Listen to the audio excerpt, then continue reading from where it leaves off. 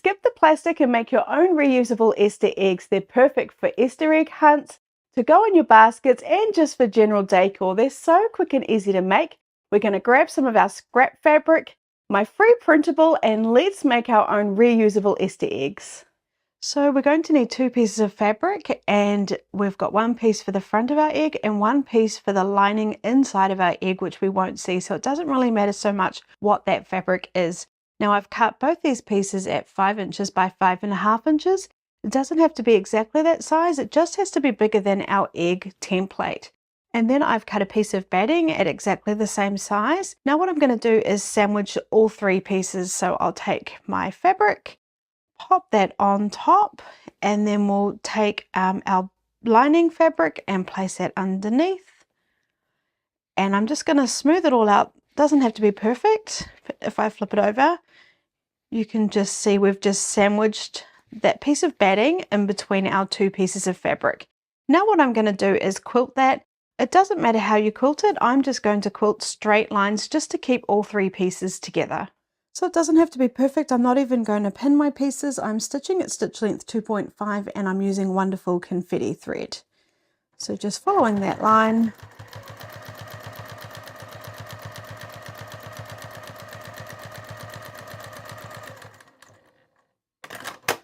So you can quilt yours however you like. I'm just going to do a few more lines. So you can see I've finished quilting that little piece. It looks super cute, and I'm just going to set that aside and we'll move on to the next step. So then we need our second piece, and this one measures 6 inches by 8.5 inches. Now again, it doesn't have to be exact, it just has to be able to fit our template pieces onto it. What I've done is I've folded it in half with the right sides together, and then I've given it a press. And what I'm going to do is sew along this folded edge with about a 1/8 of an inch seam allowance.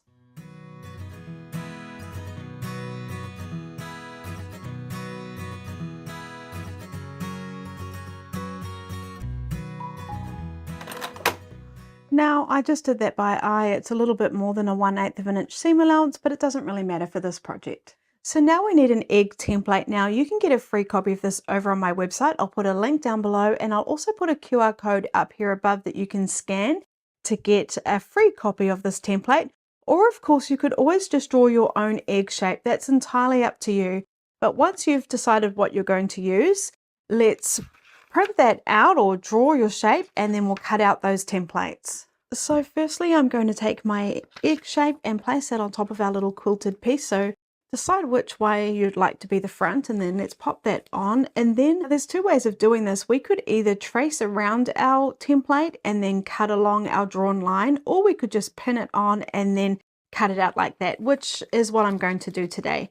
I tend to change it up how I like to do it, and today this is how I want to do it. So work out which way suits you best, and then let's cut out our shape.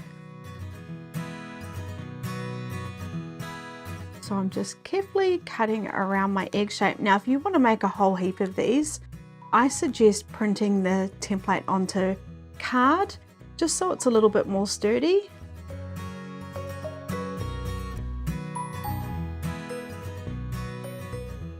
Okay, so I'll just remove the pins, and then we've got our little egg shape. Then we're going to take our second piece and pop our templates on top of that. Now our nice straight line gets lined up with our nice folded edge there, and I'll just make sure both pieces are fitting in, and when I'm happy I will just pop a couple of pins in, and then we're going to do exactly the same thing and cut around our template. And of course, if you'd prefer, you could draw around the shape, just whatever you find the easiest. Okay, so I'm just going to grab my scissors and cut around that edge again. Now making sure we're catching both layers. It's not secure down the bottom here, so I'm just holding it carefully, making sure that I'm cutting through both those layers.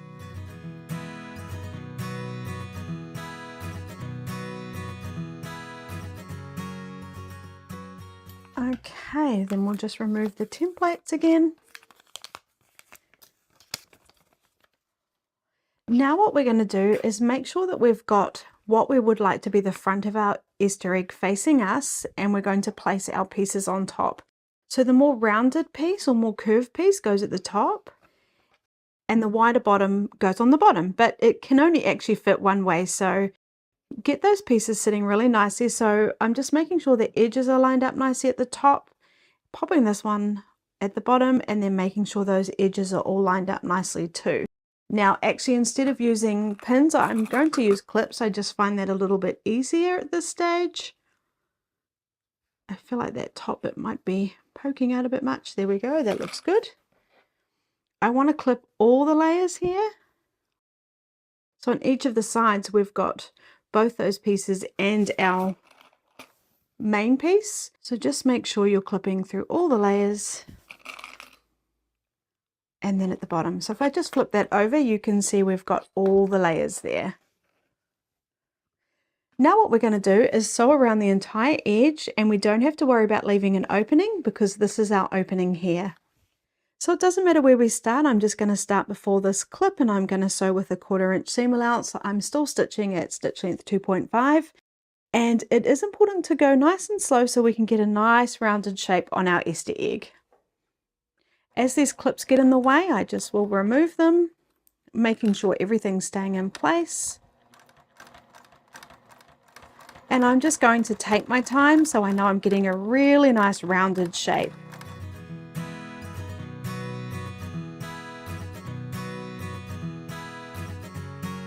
I'm coming right back to where I started. I'm just going to do a few stitches over where I started and then do a back stitch. So now if you'd like to, you can cut a little bit of the excess fabric off around all the curves here. You could just cut straight lines or do little snips. I actually find that it sits quite nicely when I don't worry about that, but it's just a personal preference. So clip your excess fabric if you'd like to. Now I'm just going to turn it right sides out. So I'm just going to flip it over. And then to make sure that it's sitting really nicely, I'm going to take my point turner, and you could use a point turner or something similar like a chopstick. This is my beautiful one from Modern American Vintage that I love so much. And I got to meet them at QuiltCon, which was really neat. So I'm just pushing out all the seams so it's sitting really nicely. And then what we're going to do is just give it a quick press and get a really nice little egg shape. So now what I'm going to do is just give it a quick press. Turn it over on the back as well. And there we have our little Easter egg. Isn't that just adorable? So what we can do is open it up and we can pop in some little treats in there, like little Easter eggs or a small little toy. And I just think that's absolutely adorable. So don't forget that you can get the free template over on my website. I'll put a link down below. And I also have a PDF pattern with 3 different sizes. So aren't these just so quick and easy to make? Now don't forget you can use your scrap fabric, and when you're making up the front part of the Easter egg, you can do that any way you like. Now, do you remember my scrappy heart coaster? Well, you could use that exact same technique to make these Easter eggs, and that would be absolutely adorable too. Hello my quilty friends, in today's video I'm going to show you how to make this super cute bunny table runner. Now I made it thinking I'd make it as a table runner, but I also think it would be great as a wall hanging. And if you'd like to see a video on how to turn it into a wall hanging, please leave a comment and let me know, and I'll be sure to do that for you. But for now, let me show you how to make it as a table runner. To make the bunny table runner, you're going to need 3 1/4 yard contrasting fabrics, a 1/2 yard for the backing, a 1/4 yard for the binding, plus double-sided iron-on adhesive and a bunny template. So for the cutting instructions, it looks more confusing than it is. For the A fabric, we need to cut 2 pieces to make our bunnies, and they need to measure 6 inches by 10 inches, and then 1 piece for the background, which is 8.5 inches by 12.5 inches. Then out of our B fabric, we're going to cut 1 piece for the middle bunny, which is 6 inches by 10 inches, and then the 2 backgrounds at 8.5 inches by 12.5 inches. And then our C fabric is our borders, and we need 2 pieces at 2.5 inches by 24.5 inches and 2 pieces at 2.5 inches by 16.5 inches. And all this information is over on my website. I'll put a link down below. So the first thing we need is our bunny template, and if you're good at drawing, by all means draw your own bunny, or you can find a copy of my template free over on my website, and again I'll put a link down below where you can get all the details. So once you've got your template, print it out, and then we're going to cut around it. I've printed mine on card because I want to make a few of these, but paper's fine as well. Cardboard's just a little bit more durable.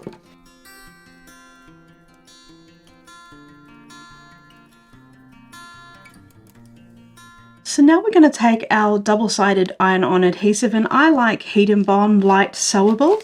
There's also an Ultra Hold, but Light Sewable is perfectly fine for this project. Then I'm just going to open it up. Now I'm just going to take my template and draw around it 3 times so we have 3 bunnies.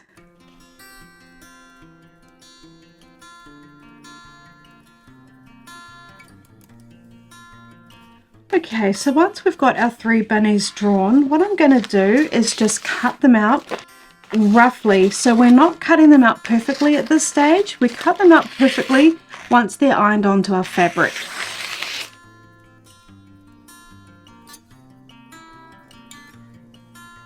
Okay, now let's iron them onto our fabric.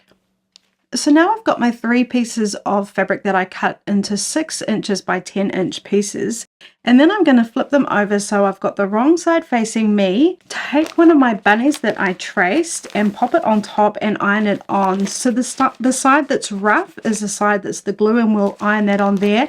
And sorry, I forgot to mention, we draw on the paper side, the smooth side. So you might want to see if you can see your print underneath and place it so it's going to be sitting really nicely. I think that's going to look good. And then I'm going to press, which melts the glue and glues it on.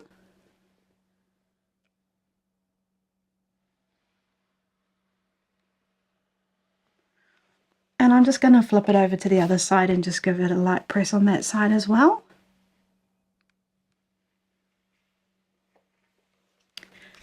And then I'm going to repeat this for my other 2 pieces of fabric and bunnies that I drew, making sure I'm pressing it onto the wrong side of the fabric, the glue side down.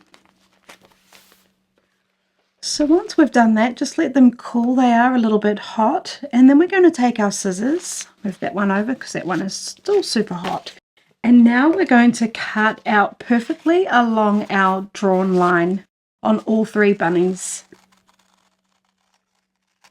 So I've cut out my 3 bunnies, and now I'm having a debate with Niels as to whether they should have tails. So we quickly made some little tails, and I'm really torn. I don't know if I prefer them plain or with the tail. So I've added the little tail onto the pattern, so you can decide what you're going to do.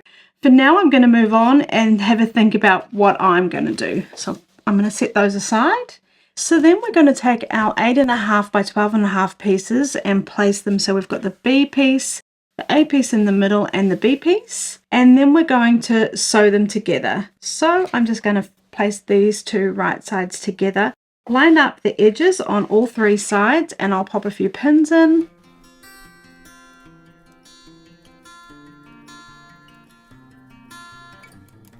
If you've got directional fabric, just make sure it's sitting up the way that you want it to be. And now let's sew that one together, and then all we'll do is then sew these 2 pieces together.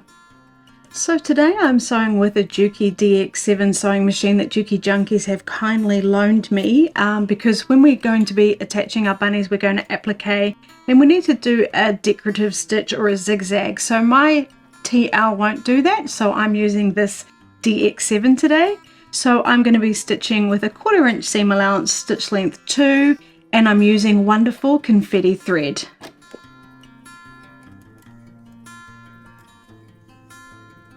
Okay, so that machine is lovely. It just purred along. Now I'm just opening it up, taking my second piece and lining up those edges, making sure it's right sides together and my fabrics are still alternating, pinning and sewing just like we did.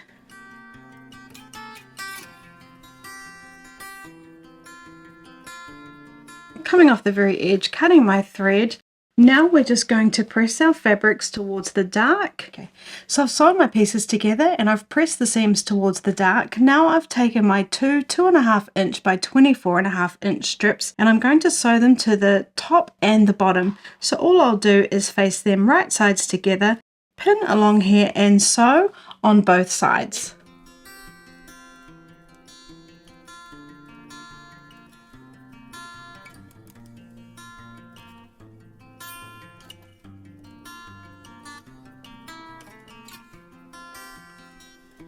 So now I've sewn those on, what I'm going to do is press towards the C piece or the big long piece that we sewed on, and when you are sewing them, just make sure that the seams are being sewn down in the direction they were pressed.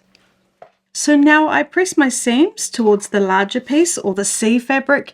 Now all we're going to do is sew the two side pieces on that measured 2.5 inches by 16.5 inches. And we do exactly the same process we did when we sewed these longer top piece and bottom piece on.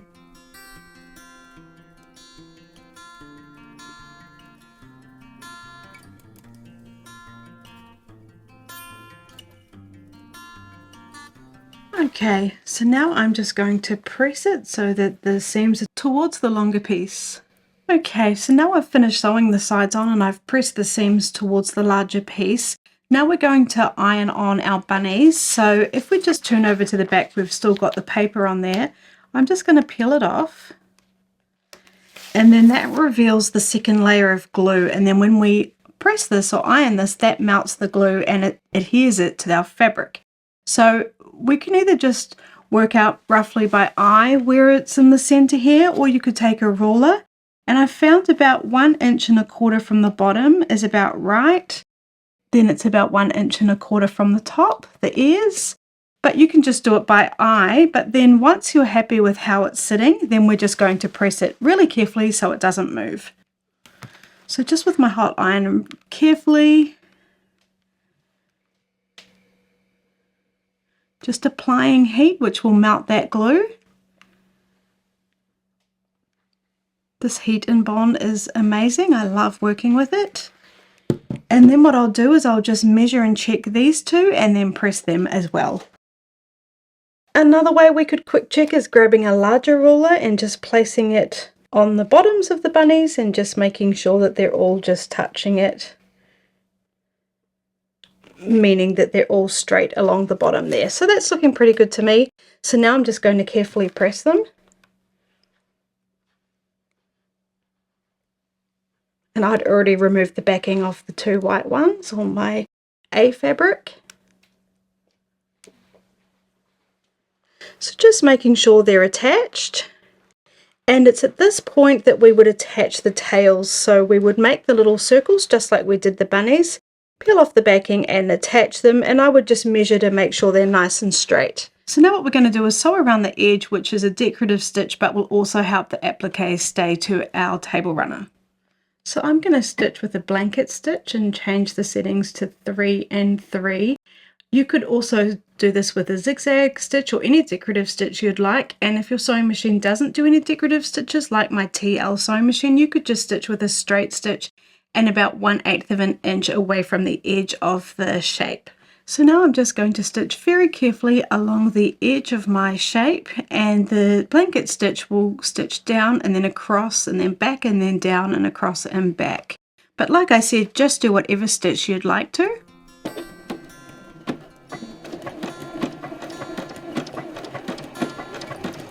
And I'll see you at the end when I'm finished. So now I've finished my table runner quilt top. Now what I need to do is baste it, quilt it and bind it, and I'll leave it up to you to do that with your preferred method. I think it turned out super cute. Don't forget you could always make extra bunnies and add on to it to make it longer if you'd like to. And I'm really happy with my blanket stitch. It did take a little bit of time, and my top tip is to go slow, but I think it turned out really super cute. Are you looking for a really quick and easy Easter project or springtime project? Well, I've got you covered. Let's decorate our tea towels. So grab some tea towels and let's decorate them with these cute little bunnies and some rickrack. To make our bunny kitchen towel, you'll need one piece of fabric at approximately 6 inches by 10 inches, a tea towel to decorate, some rickrack. I'm using 2 different colors, but use whatever you'd like. Double-sided iron-on adhesive, and I'm using Heat and Bond Light. And you'll need the bunny template. So for the bunny template, you can get a free copy of this over on my website. I'll put a link in the description below for you. It does have a tail, which is optional. I'm not going to use that today. I've printed it out on card because I plan to make a few, and it just makes it a little bit more durable. So once you've printed it out, let's carefully cut around the shape.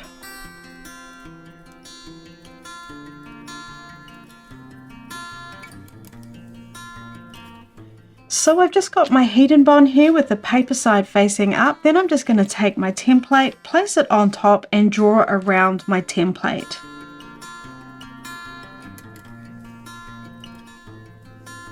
Now I'm just going to roughly cut out the bunny. We don't want to cut it out perfectly. We do that once we've ironed it onto our fabric. Just cut some of this excess off so that I know it's going to fit within my fabric. Now let's press. So now I've got my fabric with the wrong side facing up, with the right side facing down, and then I'm going to take my iron on, and the side that's rough has the glue on it. We want that facing down, and then just make sure you're happy with how it's going to sit on the fabric. I can just vaguely see my print through the fabric there, and I can see that center flower there. You can't see this, sorry, but that's going to look nice and centered. So make sure you're happy with where it's sitting if you've got a pattern, and then we're going to press, which mounts the glue and adheres it. And then I'll just turn it over and press it on the other side. Then what we're going to do is cut it out perfectly around our drawn line.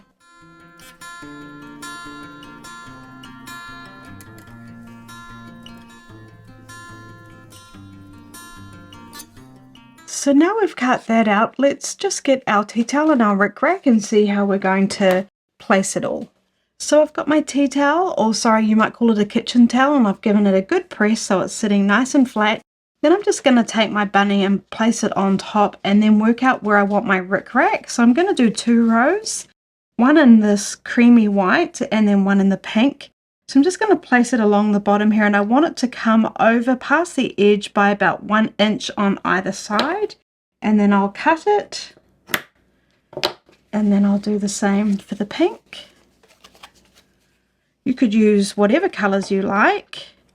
Oh, that one's got a bit of tape on the end. You might want to use a thick one and a little one. I didn't have much choice at Joann's. They were pretty much sold out of all the rick rack. So this is what I ended up with, and then I'm just going to work out where I want it to sit. So I'm going to do 1 row at a time. I'm going to do this bottom row first and just see, do I want the pink down the bottom or the cream? I'm not sure. I don't think it really matters. So I'll start off with this cream one, and then what I'm going to do is I'll just set this one aside now.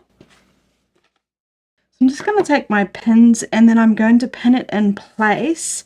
Now there is a good side and a bad side. Sometimes it's hard to tell, so then just use whatever side you think looks best. And then we've got 2 options on the side here. We could either tuck it in and under and just sew across the top, or we can fold it over the edge of the tea towel and then sew it along underneath here, which is what I'm going to do. I don't know, I think technically it probably is a little bit tidier to fold it in and sew it down, but I think I don't know, I just like it coming over the edge and under. So I'm just going to fold that over and then pop a pin in there, and I'm going to make sure my pin's going through all the layers so that when I sew it, it will be sewing it down on the back too. See how I can see my pin is there? So that looks perfect. And then I will just pop in a few more pins. This is just to keep it in place when I'm sewing.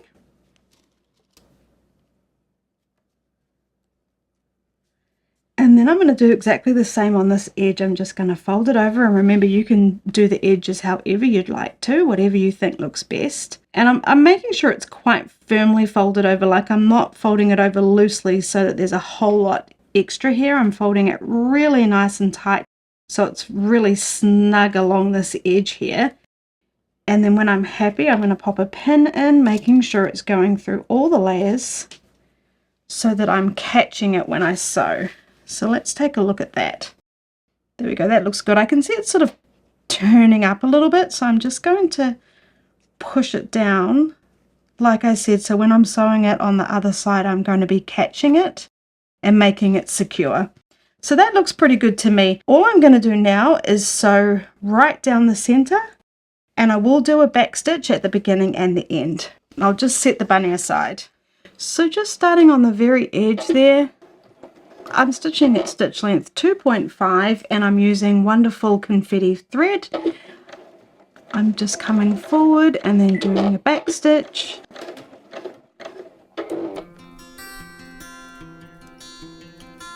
And now I'm just going to stitch down the center of the rickrack. Removing the pins as I need to, popping them straight on my pin caddy.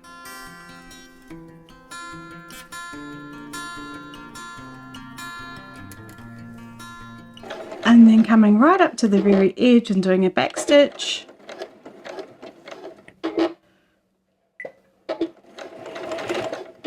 And cutting my thread. And now what I'm going to do is exactly the same with my second layer of rickrack. Work out where I want it, pin it and sew it.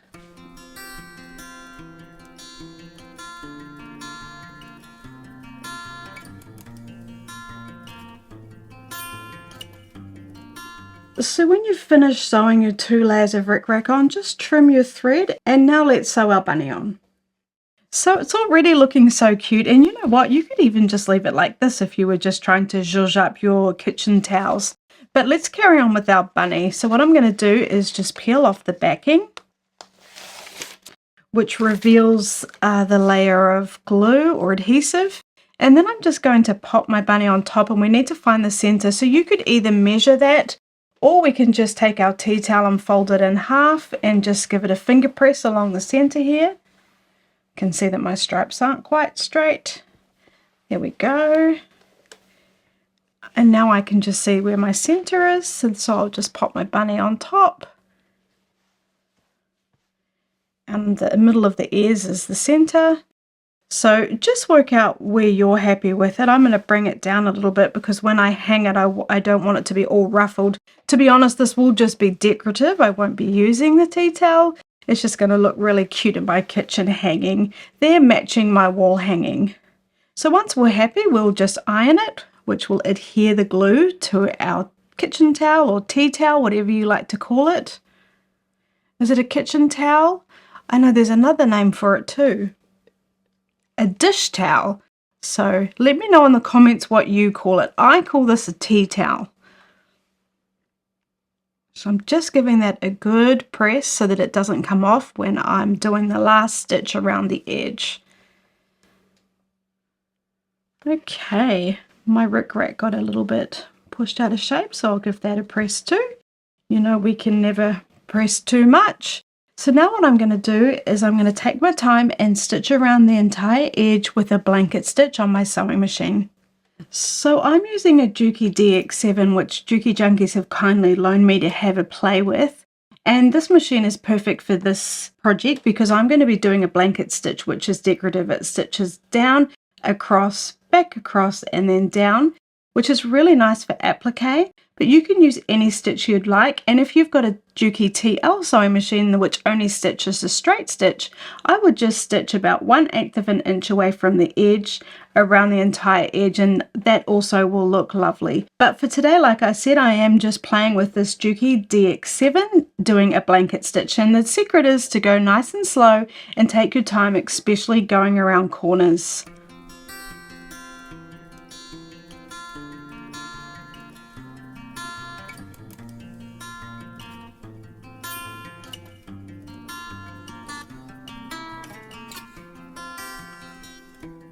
So like I said, this sewing machine was kindly loaned to me by Juki Junkies, and if you are in the market for a new sewing machine, particularly a Juki, then check them out. I'll put the link down in my description for you.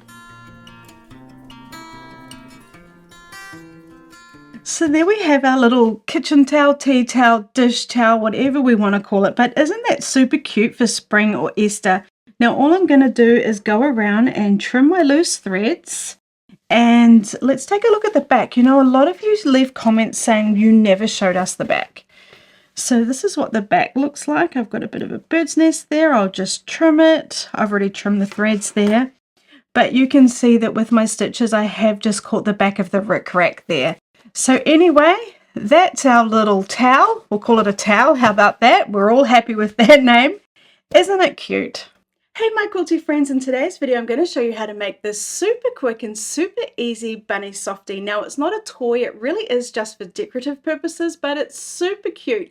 and it will look really nice put in your little Easter baskets or somewhere amongst your decor just to brighten it up a bit for Easter and spring. So let me show you how. To make a bunny softie, you're going to need 2 pieces of fabric that measure 6.5 inches by 10.5 inches, plus a little bit extra if you want to put a tail on the back of your bunny. Ribbon, which is optional. The ribbon I've used here measures 7/8 of an inch wide, and you'll need some polyfill and the bunny template. So the first thing we'll do is cut out the bunny template, and you can get a free copy of this over on my website. I'll put a link down below. I'm just going to cut it out now, and now, like I said, the tail is optional, so if you want to use it, just cut that out too.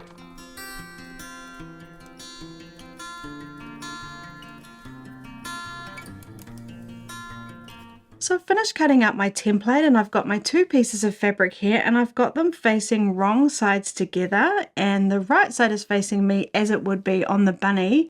I've got all the edges lined up nicely. What I'm going to do is take my template and pop it on top, and I want the same amount of space at the top and the bottom and on the sides. And then when I'm happy, I'm just going to take a washable marker and trace carefully around my bunny. We do need to be able to see this because this is going to be the line we will sew along.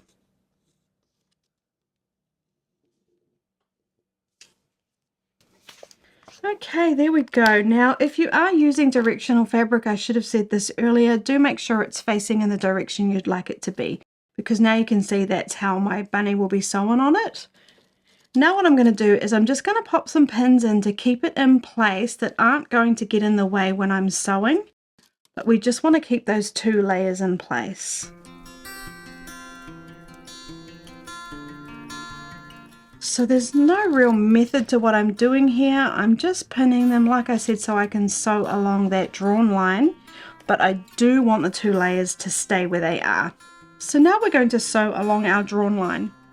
So we need to leave an opening on the base of the bunny. So I'm going to start about here, sew all the way around and then stop about here, leaving about a 2.5 inch opening. If you wanted to, you could have marked that with your marker. Now I am going to sew right on top of that drawn line, and I will do a back stitch. I'm stitching at stitch length 2.5, and I'm using Wonderful Confetti thread. So I'm going to go forward a couple of stitches, and then I will do a back stitch, just so it's nice and strong when we're stuffing our bunny. And now I'm just going to take it easy and slowly follow my drawn line.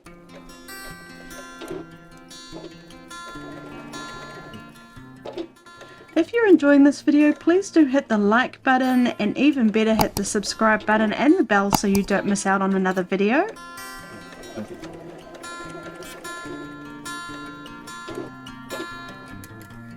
So now I can see I'm back at the base of the bunny. I'm just going to do a back stitch again and then cut my thread. So I just gave it a quick press so it's sitting nice and flat, and now at this point, if you've used a washable marker like me, you could just grab a damp cloth and wipe that off, or whatever you've used, just remove it now, and then I will have this as my back anyway, so it won't be too noticeable. Now what we're going to do is cut around the edge of the bunny with about a 1/4 inch seam allowance. And if this makes you nervous to do it by eye, what you could do is just trace around it again with the washable marker so you have a guide. But I'm just going to do it by eye now. Just taking my time and cut around the edge of the bunny with about a 1/4 inch seam allowance.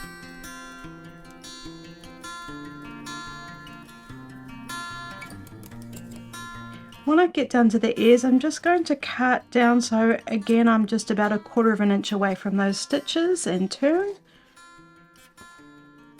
And remember, this doesn't have to be perfect, it is just a craft. And little imperfections are fine because we're not perfect and neither are our crafts. Okay, so now you can really see our bunny shape. So now I'm going to take the polyfill and fill up my bunny. I'm just going to find the opening, and then I find the easiest way to do this is to take a little bit and then do each ear one at a time and then do the rest of the body. So I'm just going to pop it in the opening there and then push it up into the ear. And this part is a little bit fiddly. And how much fill you want to use is just like a personal preference.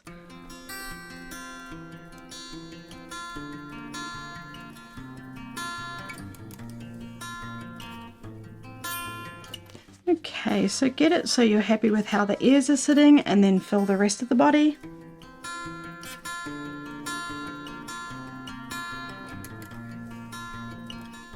Okay, so I'm pretty happy with how that's sitting. Now we're just going to close up our opening. So now I've just got the opening here. I'm just making sure that the stuffing is tucked in. I'm going to pull it closed how I want to sew it closed, and I will just pop a pin in to keep it in place. And now I'm just going to sew along that edge, closing it up. So I'll start just before where I stopped the first time. I will do a back stitch just so it's nice and secure.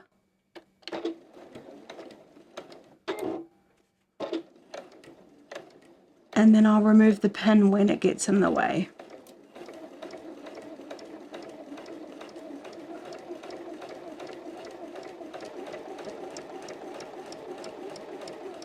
Coming right past where I started last time, doing a back stitch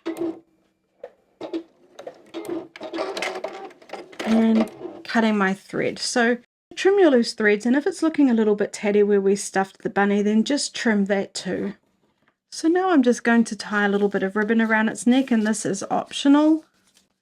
My piece is about 25 inches long.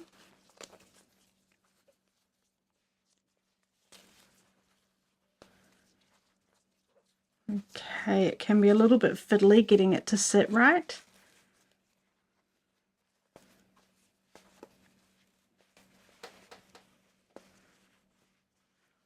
And when you're happy, just trim the edges.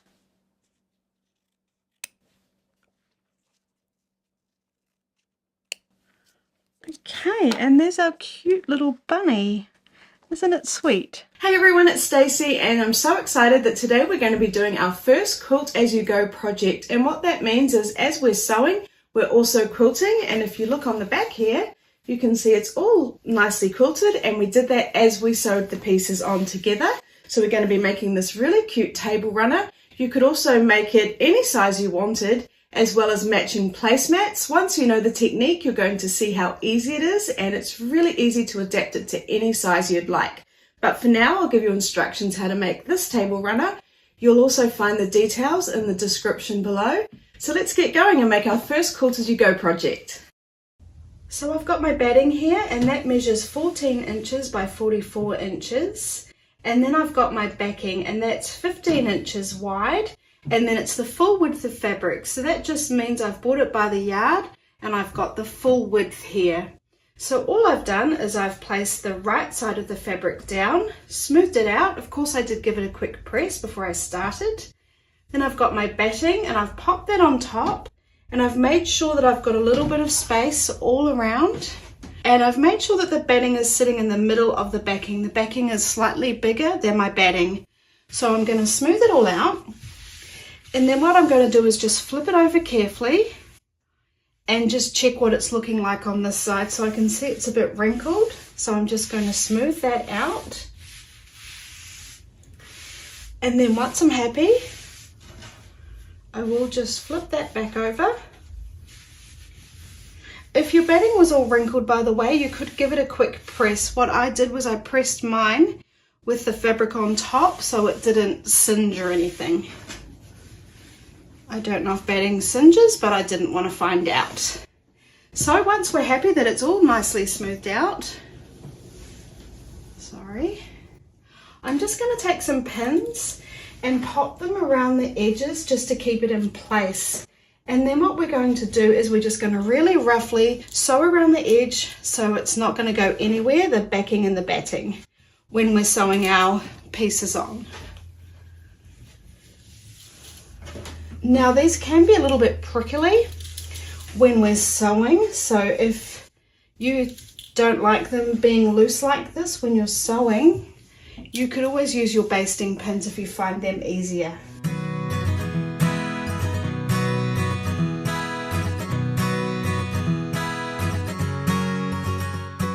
Okay, let's sew. So what we're doing now is we're just basting it, which just means we're just doing a rough stitch just to keep it in place for when we're sewing, and then we will be cutting this off. So I've got my walking foot on, You might want to use a regular foot, that's entirely up to you.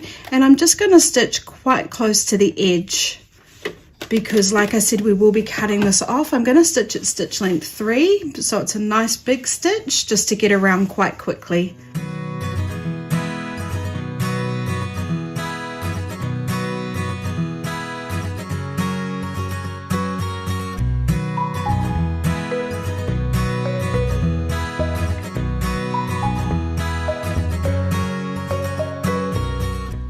Okay, so now I'm just coming right back around to where I started.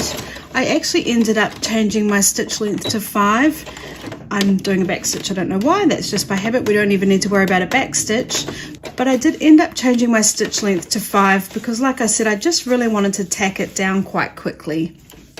Okay, so just cutting the threads. And now let's start doing the quilt top. So I've got my backing here that I sewed together. And I'm just folding it in half, and I'm going to finger press it on the fold here just so I know where the middle is. And then I'm going to open it up and I can see that the middle's here where I just folded it. It doesn't have to be absolutely perfect. And then we're going to take our strips and sew them on. For the pieces for the top, I've cut them at 2.5 inches by 14 inches and I have 21 pieces in total. What I did was I used 7 different fabrics and I cut a 2.5 inch strip, and then from each strip I was able to get 3 of my pieces. But you might like to use scrap fabric or just make them up however you'd like, but just remember we need 21 pieces at 2.5 inches by 14 inches. So I'll just take my first piece, and what I'm going to do is line it up the edge of my piece with the right sides facing me along that crease when I folded it in half, and then I'm going to line the top of my piece and the bottom of my piece with the top and the bottom of the batting and smooth it out. And once I'm happy it's in the right place, I'll take my next piece, and if you're using directional fabric, just keep an eye on that. With the second piece I'm going to face it down so it's right sides down and the right sides facing each other. And I'm going to line up the edges and the top and the bottom, and once I'm happy that's in the correct place, I'm just going to pop some pins in.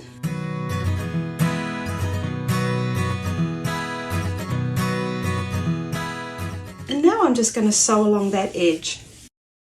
So I've got my walking foot on, you can use a standard foot if you'd prefer, and I've just worked out my best guide to get approximately 1/4 inch. Now it doesn't matter if it's a little bit off as long as you sew all the seams at the same width. So I'm just going to start at the very edge there. I'm not going to worry about a back stitch, and I am going to stitch at stitch length 2.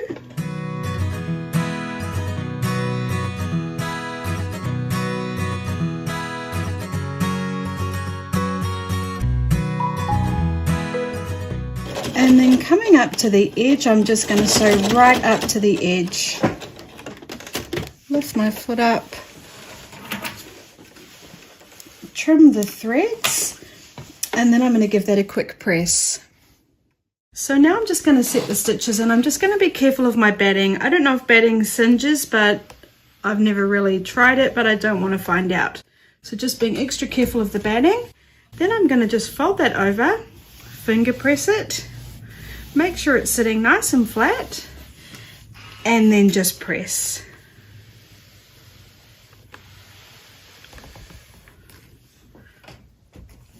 Now we'll sew our next pieces on. So now I'm going to take my next piece that I want to sew here, and I'm going to sew mine in a pattern. So that's this piece. So I'm going to take it, place it right sides down, line up the edges along this edge and along the top and the bottom, and once I'm happy I'm just going to pop some pins in.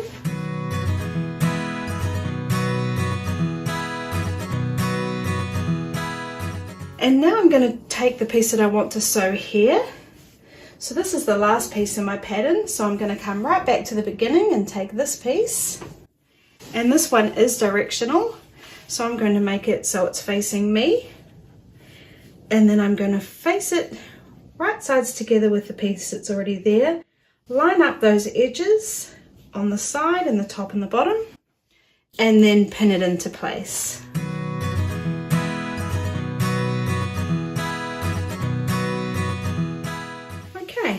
will sew those. So now I'm just going to do exactly what I did the first time. I'm just going to stitch with a 1/4 inch seam allowance. I'm going to begin right at the beginning and sew right to the very end, and I'll do that for both sides.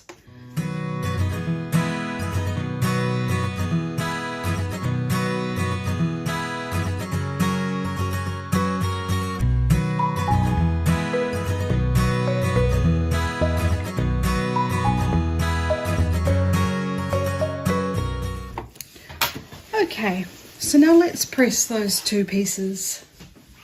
So once again, I'm just going to set those stitches, which helps them set into place like the name suggests, as well as help the quilt top lay flatter. And then I'll just open it up. So I'll open it up, finger press it, so it's sitting really nicely, and press.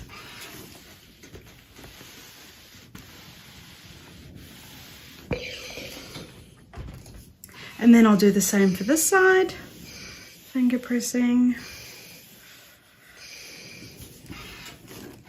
and pressing it. I want it to all be sitting really nicely, so I'm just going to give it a once over. And now we'll sew the next 2 pieces on. So now I'm just going to do exactly the same. I'm going to take the next piece that I'd like to go here, which is this piece. Face it right sides down, line up the edges on the side, the top and the bottom, and then pin it into place. And then I'll do this side.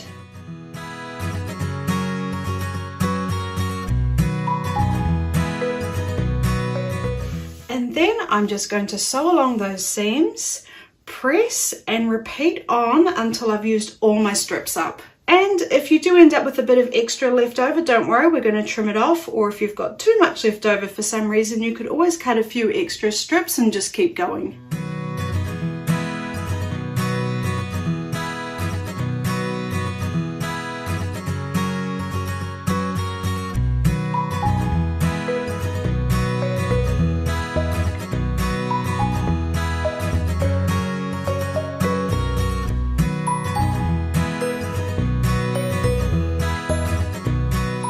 So now you can see I've sewn all my pieces on. I could have put one more at the end here, but I didn't worry about it because I used up all my pieces from the 7 different fabrics.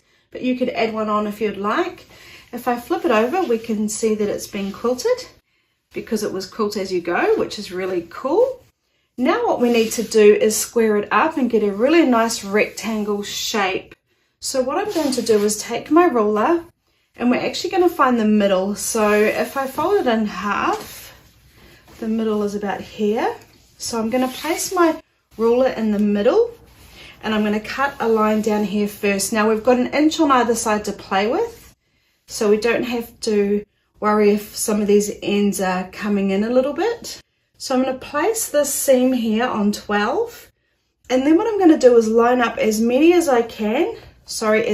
those seams as I can on a line to see if it's looking straight or as straight as it can be. It might not be perfect, and it could also be a bit wonky, so you might want to sort of pull it into shape and get it looking as square as possible before you even start this process.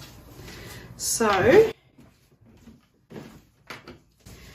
I think that's looking pretty good. Like if I come along here to 3/4 inch, I'll just shimmy that across. That looks good. Now it won't be perfect unless your sewing is absolutely perfect, but that looks pretty good to me. So I'm just going to do that first cut right in the middle there, which is unusual. We don't normally do that. So I'm just going to cut. You can see I've got my first cut there. Now I'm just going to bring it down, line up my ruler with the edge, and finish this bottom piece.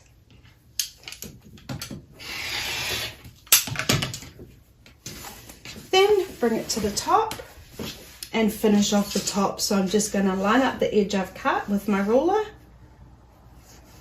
You can also check that some of the lines are lining up with your seams again.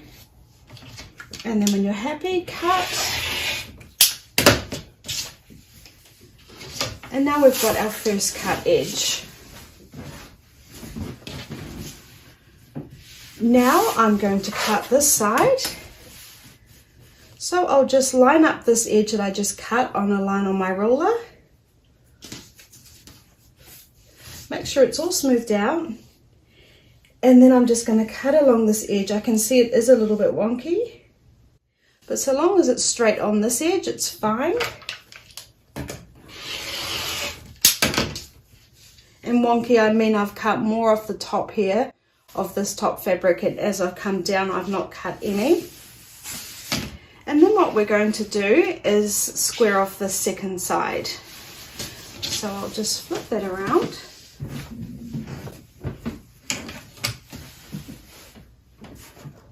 Now I feel like I'm working a bit backwards, so you know what I'm going to do? I'm actually just going to cut the second side. I'm just going to do exactly the same. I'm going to line up the edge that I cut with the line on my ruler. Make sure this is all smoothed out. Lining it up the best I can on this edge and then cutting the excess off.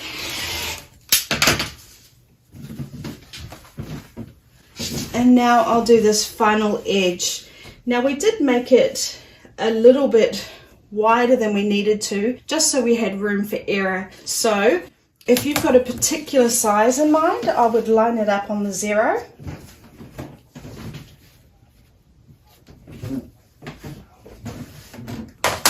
And I wanted to cut mine at 12 inches. You might think, well, I just want to get it as wide as I can, and in which case you check all these edges here. Make sure that you're getting all the nice fabrics in there and then just cutting off the minimum amount of excess that you'd like to, or line it up on 12. So it's really hard to work out 12 inches wide when we can't see where 12 inches is up here. So what I'm going to do is just with a pencil, I'm just going to mark a few markings. So I'm going to find 12 inches on my ruler. So 12 inches is here, which makes 0 here. I'm going to make sure it's lined up on the edge, and I'll just do a really light mark, just in a few different spots.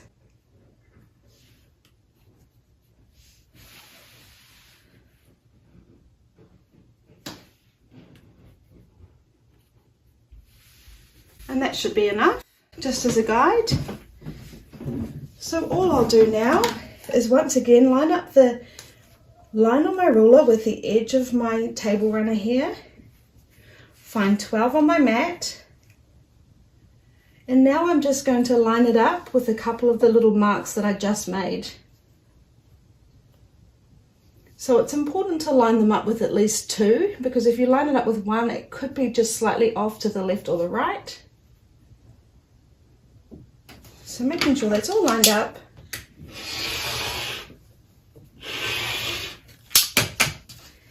And then I'll just bring that down. And now I'm just going to entirely rely on the marks that I just did.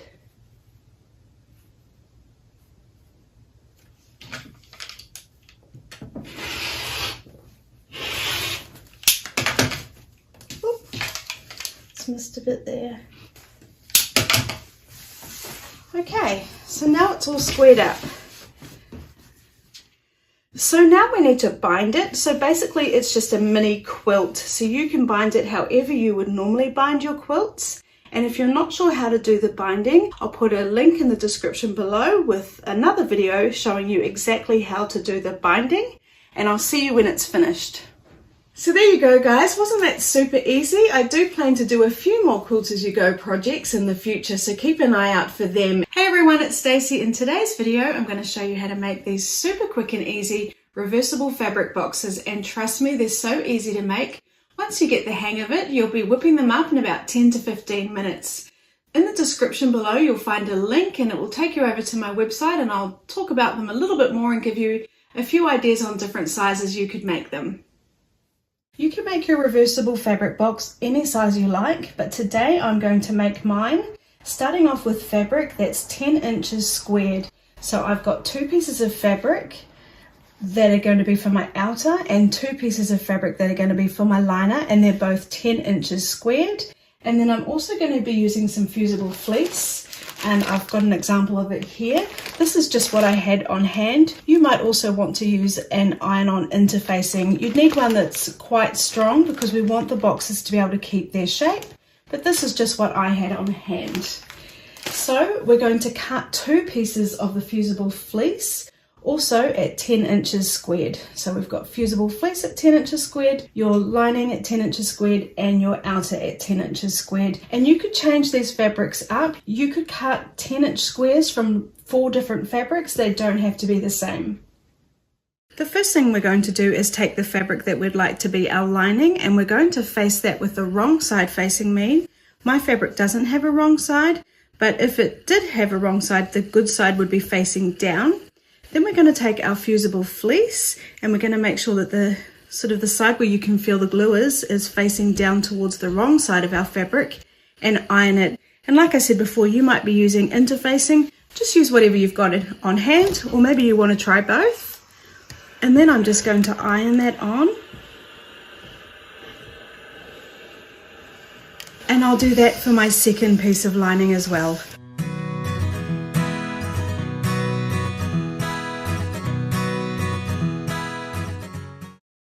With one piece of the lining, I'm going to draw 2 squares on either side that measure 2.5 inches.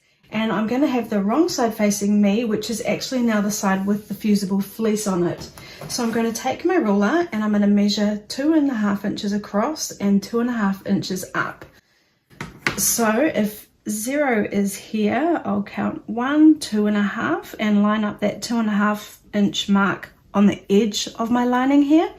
And then I'm going to come down and count 2.5, 1, 2.5, and then I'm going to bring it down. So 2.5 is sitting on the edge here. So we've got 2.5 inches that way and 2.5 inches that way. And when I'm happy with it, I'm just going to draw a line on either side. So I've got my little square, and then I'm going to repeat that on the other side.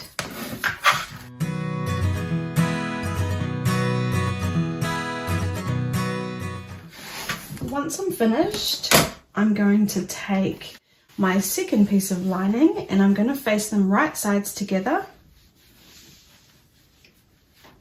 So I've got my 2 lining pieces, right sides together, and then I'm just going to pin them in place, lining up all the corners.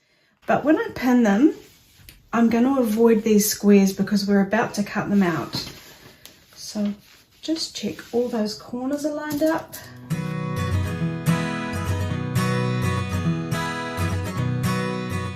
Okay, and then I'll just pop one down here in the middle.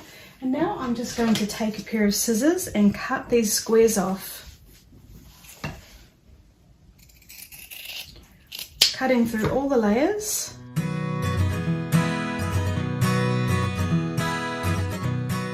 And then I'm going to repeat that process for my outer fabric. So making sure I draw on the wrong side of the fabric, 2.5 inch squares, pin them together and cut them off.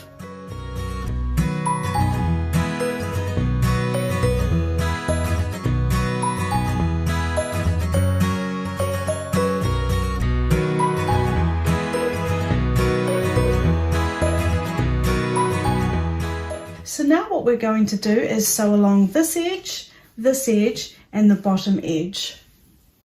So starting at the beginning, I'm going to be using my standard foot and I'm going to be stitching with about a 3/8 of an inch seam allowance. I want it to be a little bit generous so when we press our seams open it's going to be easier to work with. I'm going to stitch at stitch length 2.5, which is standard for just general sewing. And I will do a back stitch just because when we turn it inside out we don't want it to come undone at all.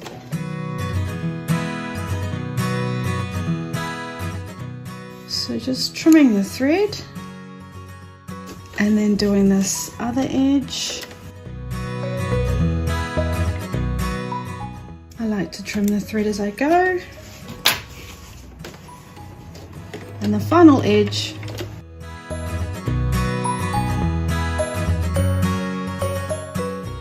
And then I'll do exactly the same for the lining with the fusible fleece.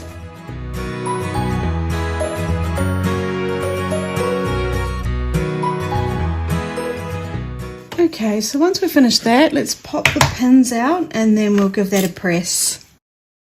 So with both of the pieces, we just want to press all the seams open, and it can be a little bit fiddly, but all we're trying to achieve is having those seams open.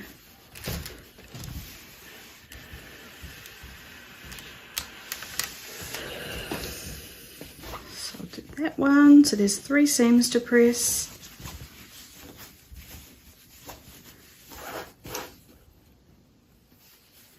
You can run your fingers down the opening just to make sure it's nice and pressed open.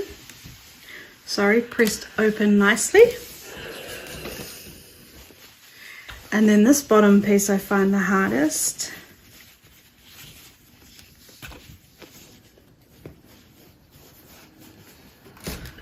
So I'm just going to use the point of my iron and give that a press. And then I'll repeat that for the lining.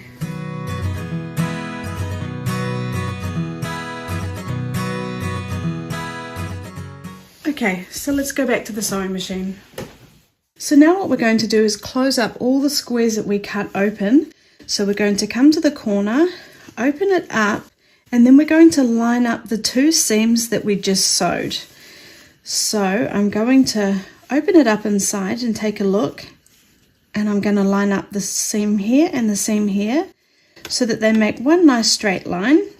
And when it's a bit hard to see with my fabric, but when I feel like they're making one nice straight line, I'm going to close it up, making sure these edges also line up, and then I'm just going to pop a pin in there to keep it in place.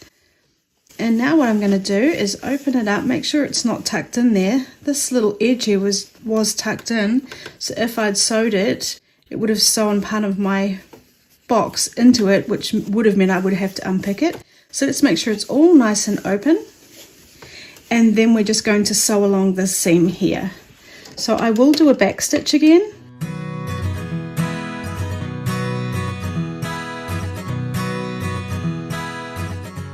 And I'm going to come right up to the edge and then do a back stitch and then come forward. Trim the threads while I'm here. And I'll repeat that for all 4 sides. So the 2 sides are on my outer and the 2 sides on my lining.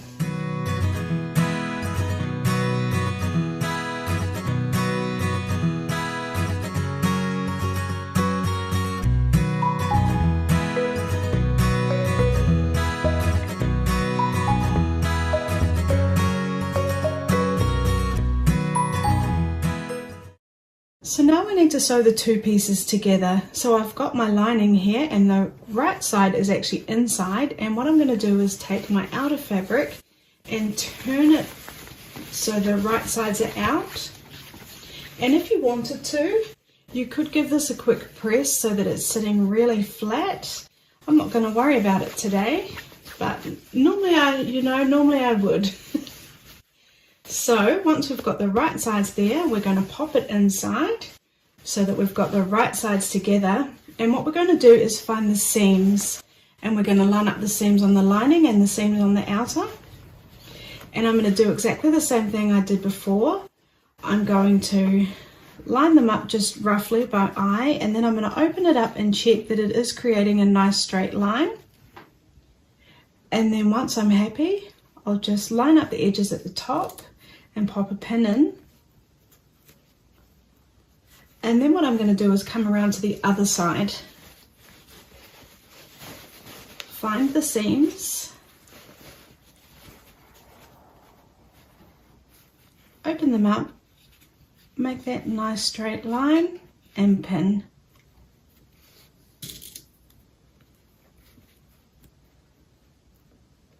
Then I'm just going to pop in a pin on either side, making sure all the edges are lined up nicely.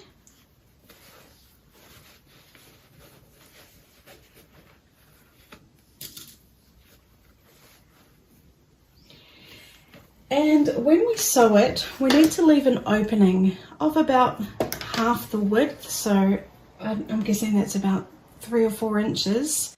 And I would normally just remember that I'm going to do that, but if you're not going to remember that, maybe just take a pencil and just draw a little line. No one's going to see it, so that you know to stop here, so you've got an opening to turn it right sides out. So starting on my seam, or just a little bit before it, if you're doing a smaller one, you could either take your free arm off, or you'd have to hold it up and stitch it, and just be super careful not to catch the underside when you're sewing. I will just do a back stitch because I don't want it to come undone when I'm turning it right sides out. And then I'm just going to carefully, oh actually I'm going to pop that under so I don't have to worry about it all catching. Just going to sew around the whole edge.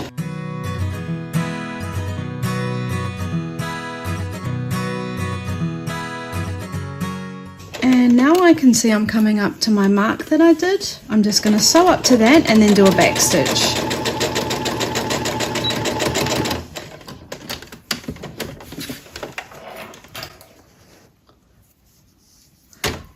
I'll just trim those threads.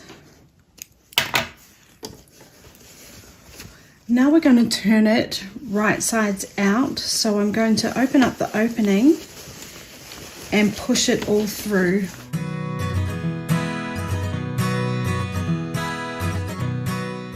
It can be a little bit fiddly. Okay, and then we can just make sure all the corners are pushed out nicely.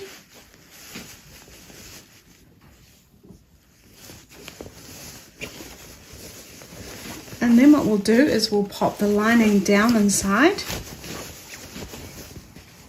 and we're going to give it a quick press. So I'm just going to make sure it's sitting all nicely. I'm going to put my hands in and get all the corners lined up.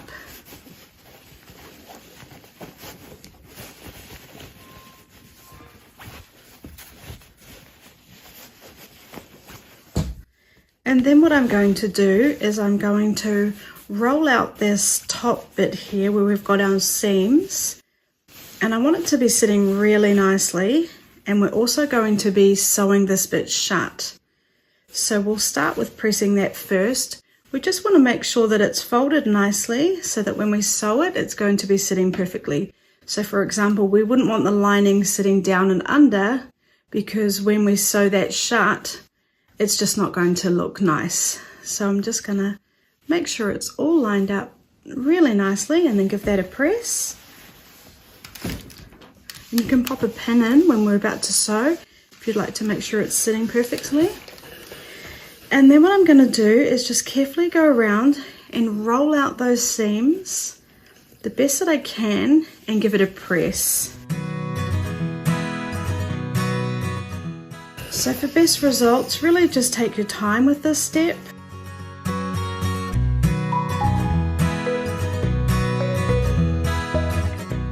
And while we're here, you might want to just give it a quick press.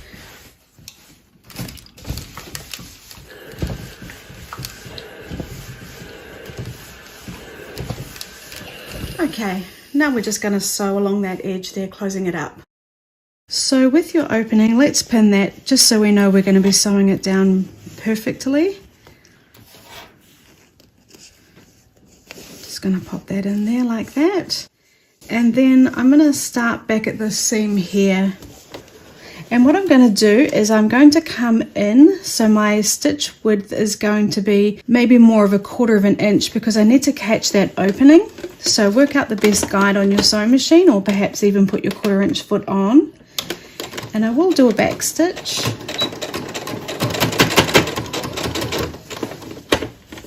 And then I'm just going to sew all the way around.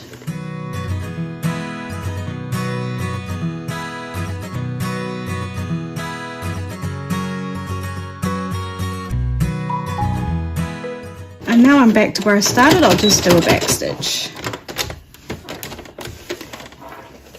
Then I'm just going to trim those threads.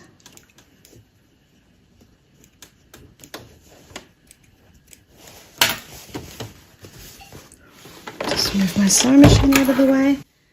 And then all we do is fold this top edge down as little or as much as you'd like. And we've got our cute little box. Hey there my quilty friends, in today's video I'm going to show you how to make these really super cute and easy fabric trays.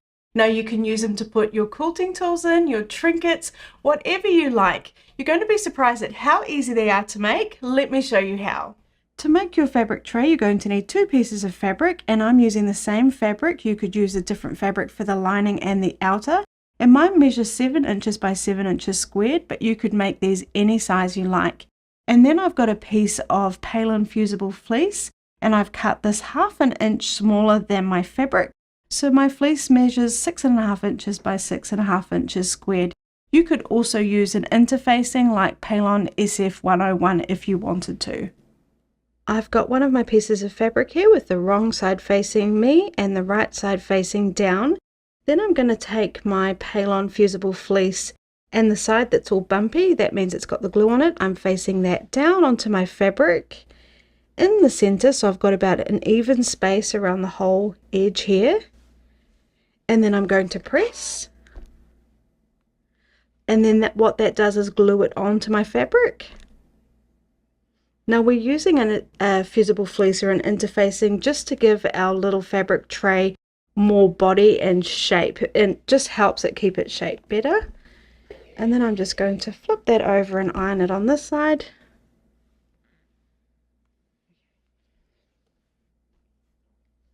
Now I've got one piece of fabric with the right side facing me, and I'm going to take my second piece with the right side facing down, so it's right sides facing each other. If you're using directional fabric, just make sure you're happy with the way it's facing. And then what we're going to do is line up all 4 edges. So I've lined up all 4 edges here, and then when I'm happy I'm going to pin. And I like to start off by pinning in the corners.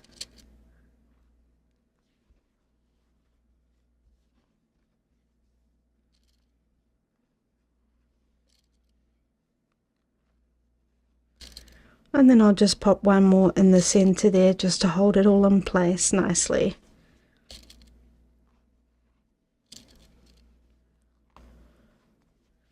Okay, now what we're going to do is sew around the entire edge, but we do need to leave an opening so we can turn it right sides out. So you can just sew now if you can remember that, but if you won't, you could take a washable marker and just mark where you're going to start sewing, come around, and then stop again. So that just tells me where to stop and start, and that's about 3 inches. So starting where I made my mark, now I'm going to sew with the 1/4 inch seam allowance, and I'm stitching at stitch length 2.5. I am going to do a back stitch because when we turn things right sides out it tends to pull at those stitches, so I do like to do a back stitch. So I'll go a few stitches forward and then back, and now I'll go forward. I'll remove any pins if they get in the way. When I come to the corner, I'm just going to do my best guess at stopping at about 1/4 inch away from the edge, lift my foot up and turn, and then carry on around all 4 sides until I get back to the other mark that I made.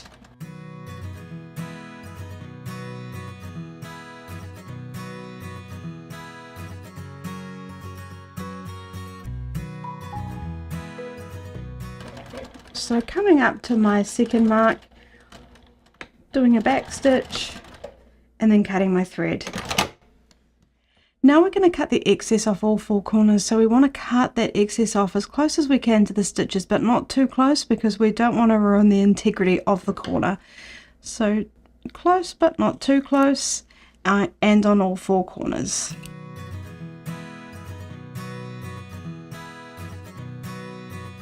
Then what we're going to do is find our opening. I'm going to pop my fingers in between the 2 layers and grab a corner and push it through and grab it and pull it through.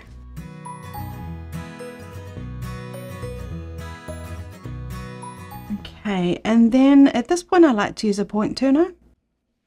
So I'm just going to use a point turner to get all my corners to sit as best as I can. You could use something similar. Just make sure it's not too sharp, and also be careful with your point turner because you can accidentally poke a hole through your fabric. So just wanting all my corners to sit really nicely.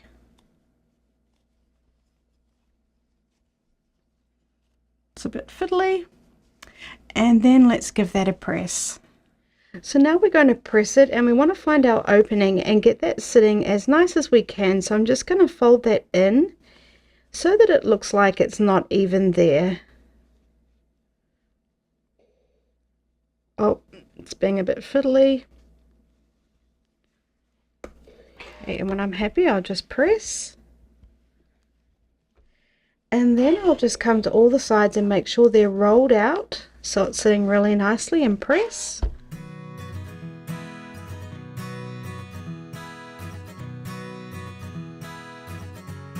And then I'll give the whole piece a press on the front and the back. Okay, my opening is looking a little bit wobbly there. You can see here that it's sitting a bit forward at the back there. So I'm just going to roll that in a bit more and press it again.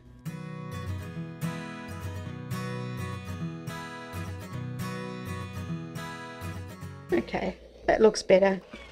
So now I'm just going to take a pin and pin my opening shut. And then we're just going to sew around the entire edge. So now I'm going to sew right before that pin there, and I'm going to sew with a 1/8 of an inch seam allowance. It needs to be smaller than our 1/4 inch seam allowance so that we will be sewing our opening shut, and I'm stitching at stitch length 3. So just work out the best guide for you on your sewing machine. And I'm not going to worry about a back stitch.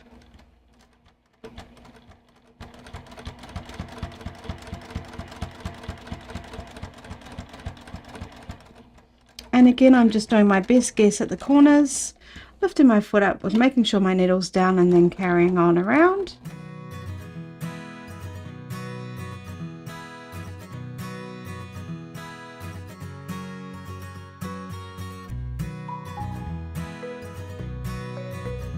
And now I'm coming back up to where I started. I just want to go over the top of my stitches. I'm holding this piece over to the side because I don't want to run over it and make a little bird's nest. And I'm going right over the top of where I started and then doing a back stitch. And then cutting my thread. Okay, let's move on to the next step. So now what we want to do is sew around our piece with a 1-inch seam allowance, which is decorative, but it also helps our little fabric tray sit nicer. And you should have a 1-inch marking on your sewing machine, but I do find because it's such a big distance, it is hard to guess when you're about 1 inch to do your turn. So what I'm going to do is take a ruler and find my 1-inch mark on my ruler and pop it on all 4 corners. So I've got the edge of my piece here on 1 and my edge on this side on 1. And then all I'm going to do is take a washable fabric marker and just mark right there on the edge. So I'm 1 inch across and 1 inch in deep. And you can use any marker you've got. Maybe you want to use a chalk pencil, anything that won't stay there forever. So then I'm going to do exactly the same on all 4 corners. And all that's going to do is tell us where to turn when we're sewing around doing our 1-inch seam allowance. One thing I did forget to mention is do those dots on the side that you'd like to be the inside of your tray. Now what I'm going to do is find the 1-inch mark on my foot plate, and that's right here.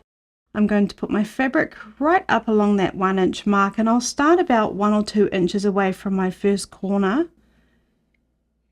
And I'm still stitching at stitch length 3. I'm not going to worry about a back stitch, and I'm just going to stitch down to that first dot that I did.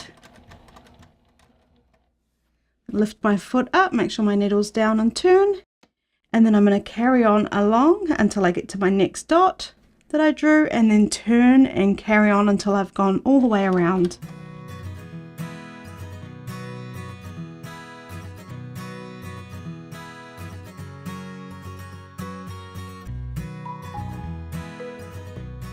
So coming up to where I started, stitching over the top and then doing a back stitch, cutting my thread, and then we can cut any loose threads at this time.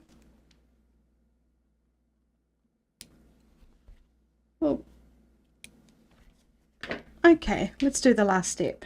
Now what we need to do is pinch all 4 corners and mark where we're going to sew, and I do like to just clip it in place. So I'll grab one corner here, and I've got the side that I'd like to be the inside of my tray facing me with the right side facing up, and I'm going to fold it in half so I get a long piece here and a fold on this side. And now this is my first corner. What I want to do is I want to draw a line from my stitches straight up. So I'm going to take my ruler, place it on the edge there, not on the fold but on the edge. My fold's down here, and then I just want to draw a line from the stitches going up, and that's where I'll sew. Then I will just pop a clip in to hold it in place, and then you could sew one at a time, or I'm just going to come over to the other side and do exactly the same thing. I'm going to flip it over. So I'm just making sure those edges are all lined up nicely. I also want to make sure it's sitting nicely inside there.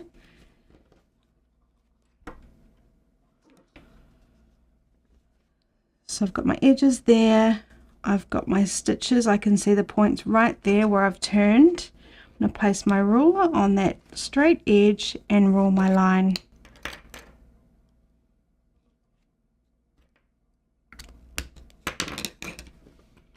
I'll clip it, and then I'll repeat that for all 4 sides.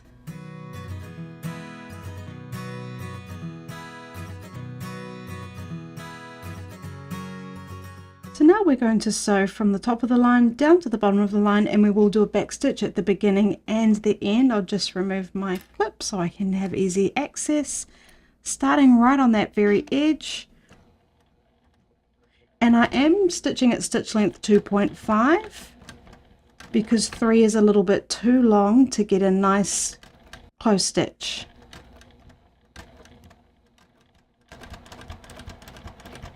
Coming down to the edge and doing a back stitch, and then cutting my thread, and I'll repeat that for all 4 corners.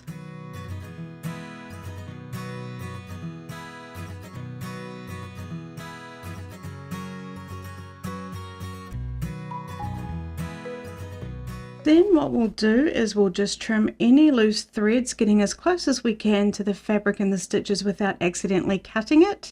And then let's give it one last press. Now what we're going to do is just give it a press so that it just sits really nicely. And this is where I find doing that extra row of stitches just really helps it keep its shape a little bit better and sit nicer. So I'm just lining down those edges, and it folds nicely exactly where we've got the stitches. And isn't that cute? Our own little fabric tray. If you love quick and easy projects that are useful, this tutorial is for you. I'm going to show you how to make a really cute little fabric basket that only needs 1 fat quarter or 2 if you'd like the lining to have different fabric. Now it's perfect for your Easter treats, your Halloween candy, or your sewing supplies that always end up all over your sewing table. Let me show you how to make a fabric basket. So these are the cutting instructions. You could take a screenshot right now, or I'll also put a link in the description below for my blog post where you can find out more information. I also have a PDF pattern in 4 sizes if you'd prefer that. So we're going to start off by pressing, and I've got my lining pieces and my fusible fleece. We've got 2 pieces of each, and they all measure 6.5 inches by 8.5 inches. So what I'm going to do is press those. So on the wrong side of your lining, take a piece of your fusible fleece, and we've got one side that's bumpy, that's your glue, so we'll face that down towards our wrong side of our fabric, and then we're going to press. And it does take a few seconds to really adhere to your fabric, and the more adhered it is, the easier it is to work with and sew with. Now I'm using fusible fleece. That is what I like to use when I'm making projects like this. You might not have it. You might like to just use an interfacing. You might like to use interfacing and the fleece to make your basket really structured. Just whatever your preferences will be absolutely fine. I'm going to do it on this side too. You can see it's still not even stuck at all there, so it can take a moment. I'll do the same for the second piece.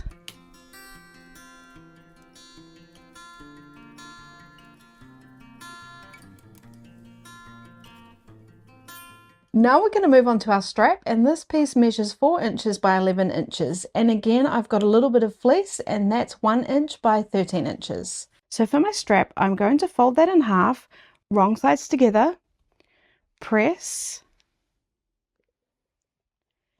Then I'm going to open it up, and I'm going to fold the raw edges into that press line. And then I'll press. And I'll do the same on this side.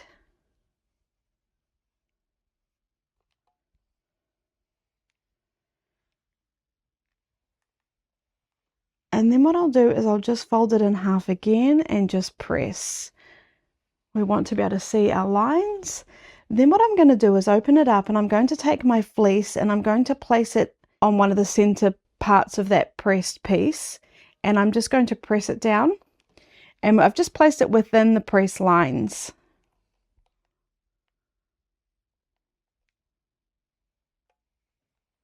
I'll just turn it over, press it again. And then what I'm going to do is just fold the raw edges back in towards the center, and then fold it back in half and press.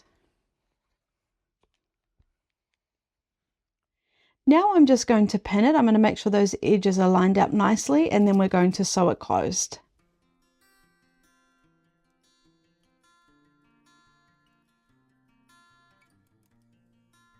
So I'm going to sew with about a 1/8 of an inch seam allowance. I'm using my left compensating foot, which is a foot you can get for the Juki TL sewing machines.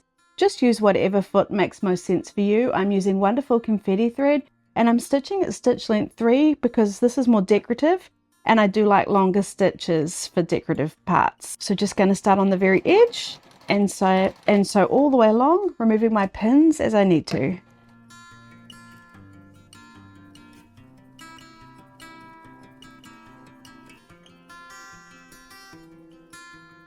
Coming right off the end, cutting my thread, and now I'm just going to do exactly the same on the other side.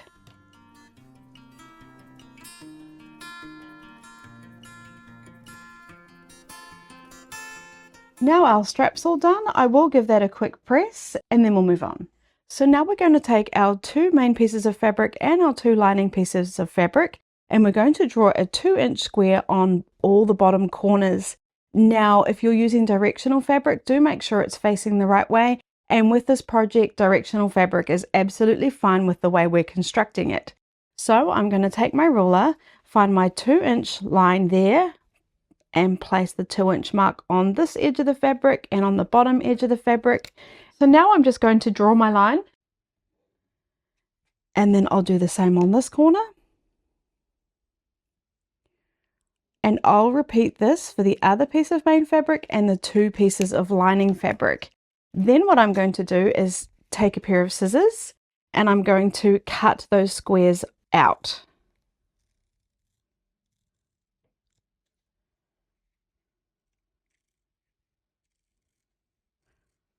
I find this is easier to do drawing it and using scissors, because if you use a rotary cutter, you kind of got to go a little bit past where you want to stop to then get down on the next line, if that makes sense. I don't think that made any sense at all. What I'm trying to say is scissors are definitely easier for this part of the process. Okay, so I'll repeat that for my other 3 pieces. So now with our 4 pieces, I'm going to place the 2 main pieces of fabric right sides together, line up all the edges, and then I'll pop some pins in. We're going to sew along each side and along the bottom. So just 2 or 3, just to make sure it's all going to stay in place.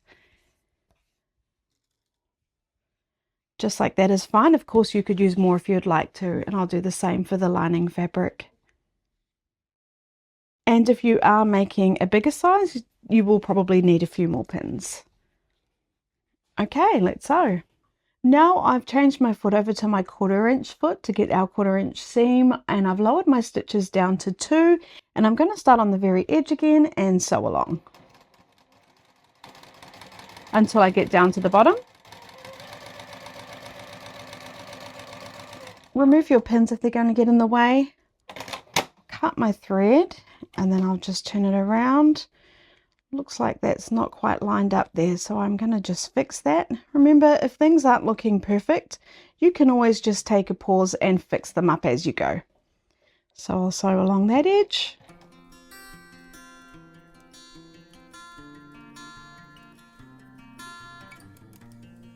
And then the final edge.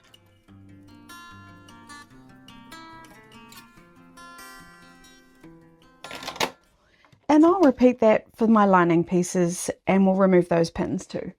Now we're going to find our opening and we're going to sew our corners closed. So we're going to open it up and then we're going to find the seams and line the seams up. And I just press one way and one the other. And what we can do is nest them. So we've got the seam pressing going this way, the seam pressing going this way. Well, we push them up against each other as far as we can. And then I just like to open it up and check I'm creating a nice straight line, and when I'm happy I will pop a pin in. And then I'm just going to do the same on the other side.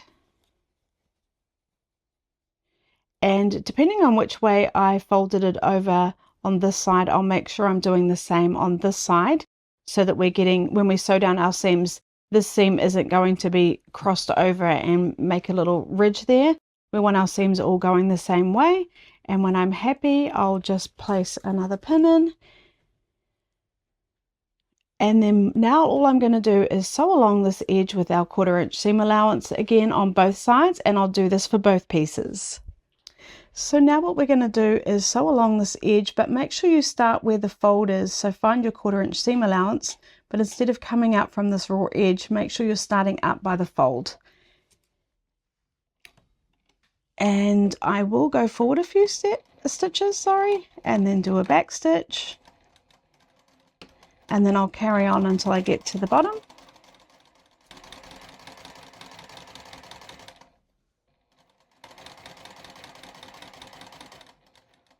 Sewing right up to that fold again and then doing a back stitch. I'll repeat that on this side and then I'll do exactly the same on my lining.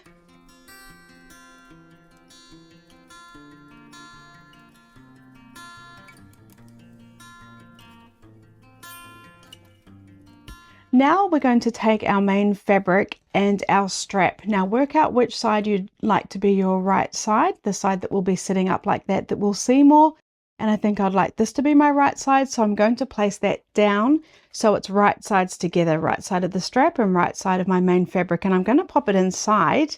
And then what I'm going to do is on each side, I'm going to find that side seam again, and I'm going to line up the edges of my strap with that side seam. And I also want to make sure it's nice and straight. So the easiest way to make sure it's straight is to make sure it's nicely lined up. And then when I'm happy, I will pop some pins in to hold it in place. And then I'm going to come over to this side. Make sure it's not accidentally twisted. We want it nice and flat. And I'll do exactly the same on this side. You can also, I'm just going to fold it like that to check it's lined up with my stitches there. It looks like it is going to create a nice straight line. And then we'll just do a quick stitch just to hold those in place to make it a little bit easier for ourselves when we're sewing it all together. So I'm just going to sew about 1/8 of an inch away from that edge because we don't want to see this when we've sewn it all together. And I'm just going to start on the edge there. It's just literally to hold it in place when we're sewing our lining to it. I'm just going to come off the edge, cut my thread, and do the same on this side.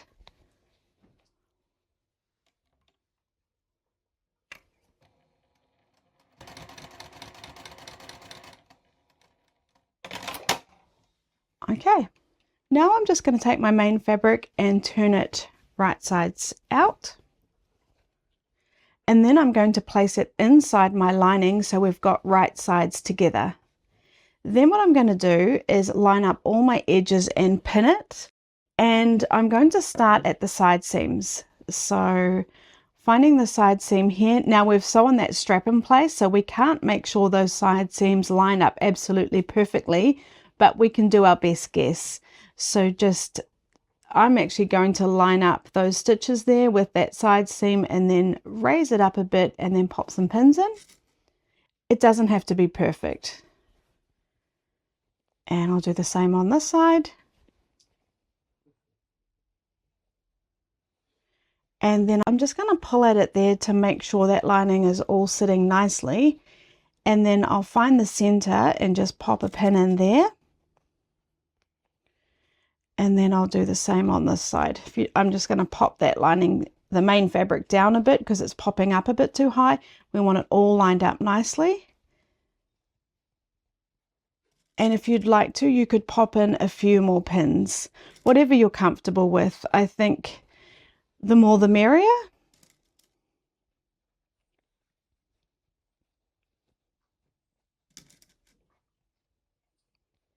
Now, when we're sewing around this edge, we do need to leave an opening. So if you're not going to remember that, you could take a washable marker at this point and just mark where you want to stop and start. But I'm going to remember that this time. Okay, so we're still sewing with a 1/4 inch seam allowance, and I've started about 2 inches away from my strap here.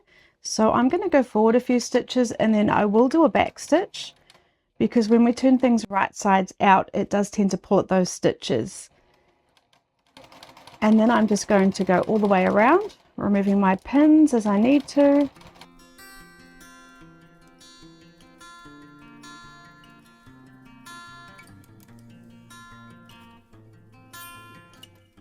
So I just take my time. I'm never in a rush when I'm sewing.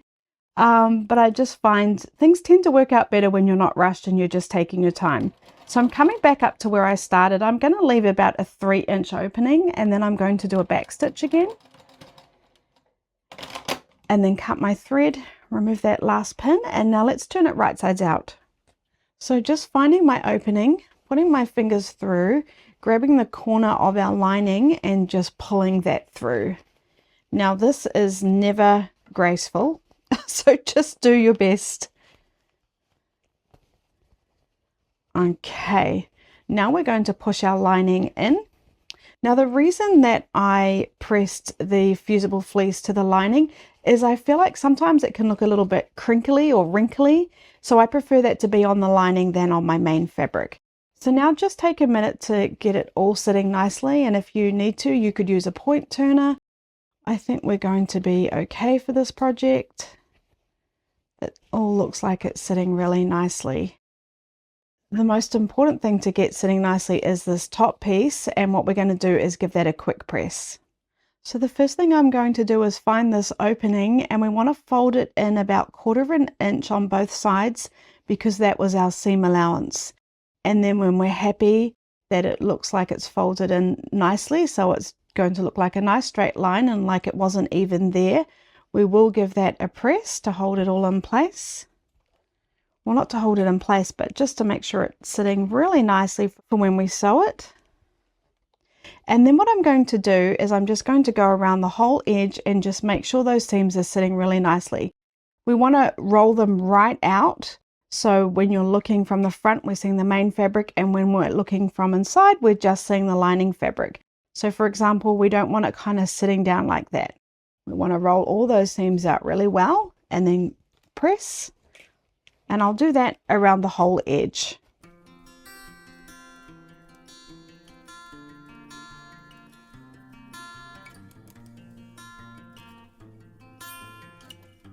Okay, and if you want to, you can try and press the rest of it. It's looking a little bit wrinkled there. I think the best thing to do is to fold it down on the bottom and press it like that.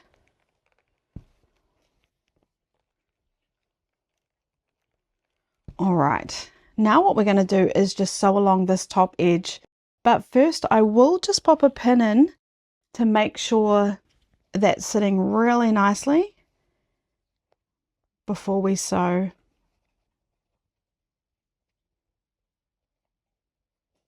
Okay, let's do our top stitch. So now what I'm going to do is carefully sew around that edge with a 1/8 of an inch seam allowance. I have changed my foot again, and because that's the best one for me for this job. And yes, I do really change my feet every time I'm making projects like this, even for myself, not just when I'm showing you, because they really do make your life easier if you've got them. I'm going to change my stitch length back up to 3 because again this is kind of a little bit more decorative. I've got my pin facing the wrong way, so I'm just going to pull that out and just hold it in place. And I'm going to just take my time and sew a really nice top stitch, which is going to close our opening up and just give it a really nice finished look. I am being careful not to accidentally sew the bottom of the bag down when I'm sewing this. If you do that, you'll end up in a right royal pickle. And we don't want any right royal pickles today. So I'm just readjusting as I need to. It is a little bit fiddly.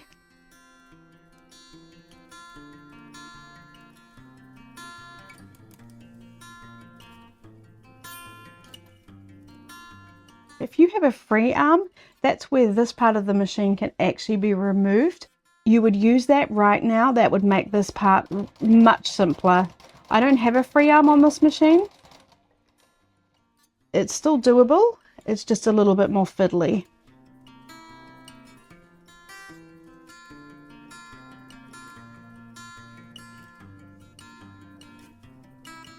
I'm coming right up to where I started, and I will go past those stitches, just 1 or 2, and then I'll do a back stitch.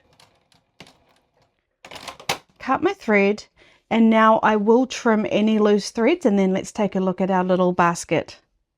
So there's our little fabric basket. Isn't that absolutely adorable? Now don't forget, you could use more fusible fleece, like you could use a layer of interfacing and fleece to make it a little bit more firmer, the construction of it. You could even use Bienni's Soft and Stable if you wanted it to be much more structured, but I think that's absolutely lovely. You could use that for your Easter egg hunting. You could pop some things in there and have it on a shelf just to be decorative. Another fun idea could be to take this handle, and instead of sewing it the way we did, you could cut it in half and you could sew it on each side. And I think that would look really cute if you wanted to make one a little bit bigger for your fat quarters on your sewing room shelf.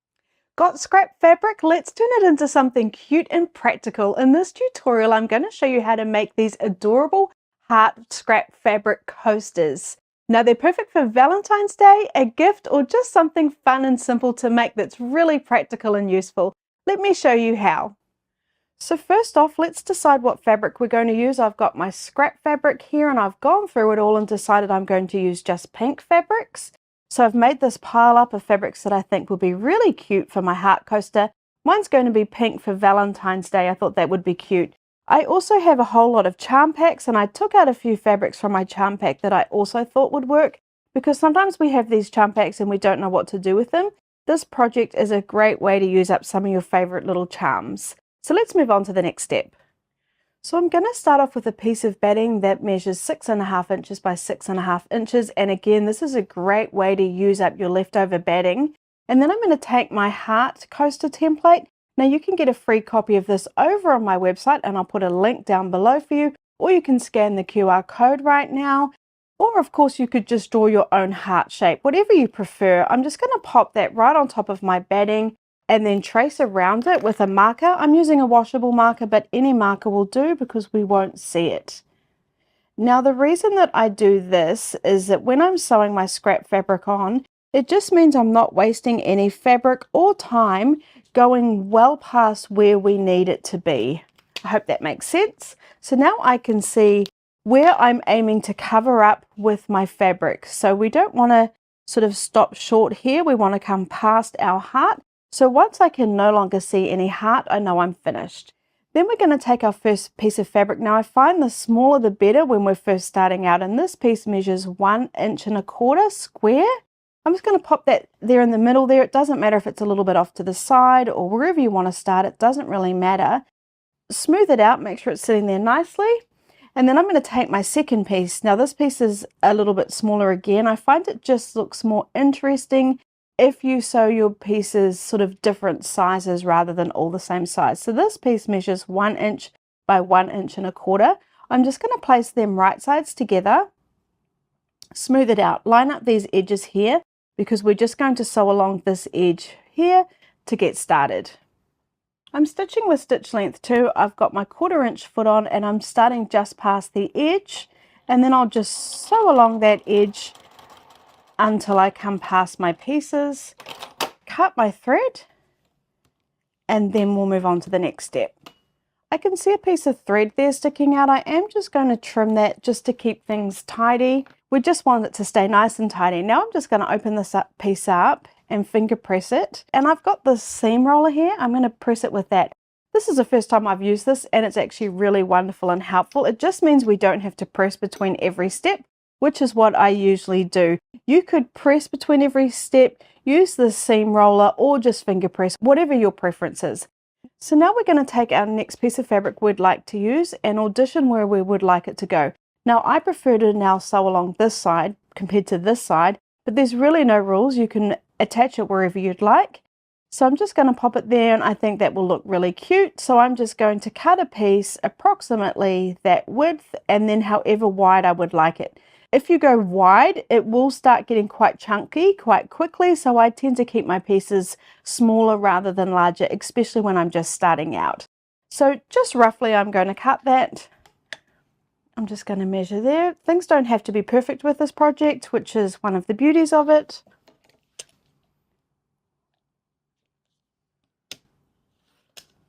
Just going to cut that. And I guess maybe I'll make this one 1 1/4 inch as well, just to keep it really nice and small, just as we're getting started. Okay, so once I've done that, I'll just pop it on. Now you can see that it's a little bit wider. That's absolutely fine. All I'm going to do is place it on top, line up those edges, and just make sure it's coming past the 2 edges on either side here. Then we're just going to sew along that seam again. Just starting just past the edge again and coming down to this bottom edge. Cutting my thread, and then we'll repeat that process. I'm going to trim that thread again. Then I'm just going to fold it down, finger press, use my seam roller. Can't believe I didn't invest in one of these earlier. Then I'm just going to decide what fabric I'd like to use next and audition it again. So I think we'll use this funny little piece. So now I could go along this side, I could go along this side. Really the choice is yours. I tend to go anti-clockwise, and that's just a habit. Just have fun with this. There are no hard set rules, and that's one of the beauties of this project. So I think that looks cute there. What I'm going to do is I'm not even going to use a rotary cutter. I'm just going to cut it with my scissors carefully. Oop. I can see that it's nice and got nice straight sides, so that's perfect. Now I'm just going to fold it right sides together and sew along that edge again. Now you can see that piece is popping out because it was a little bit big. That's fine. We're just going to line it up with this edge and just carry it on nice and straight.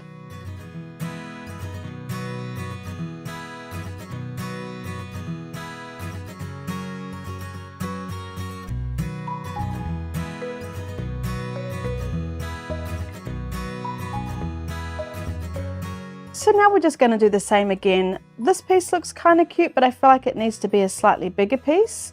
So I might wait until I'm ready to go a little bit larger. So just audition your pieces and then just carry on around until we've covered all of our heart. And I'll see you when we've done that.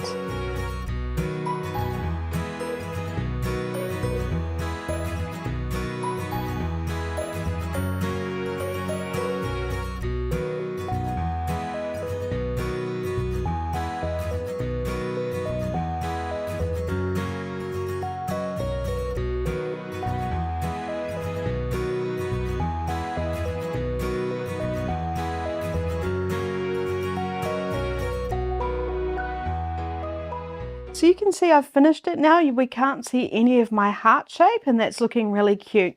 Now I'm going to take my piece of fabric that's going on the back of my heart, and it measures, I cut this at 6 inches by 6 inches. It's a tiny bit small, so cut yours a bit bigger. Then I'm going to turn it so the wrong side is facing me. Take my template again and trace around my template to get my heart on my backing.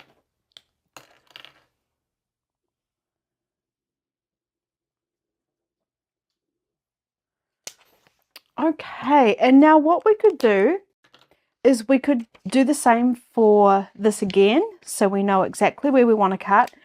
And that's probably easier, but I like to actually place this on top now and then just work out where it sits best, pin it together and cut it. So my two hearts are cut out at exactly the same size. So all I do is I just lift it up where my line is and I just check that it is fitting in within all my sewn pieces, and that looks pretty good. It might be a little bit crooked. Like I said, you could always just draw your heart straight onto our little quilted piece, but I just like to do it like this because then I think the next step is easier. Okay, so when we're happy that we've got it all sitting nicely, I will just pop in a few pins to hold it in place.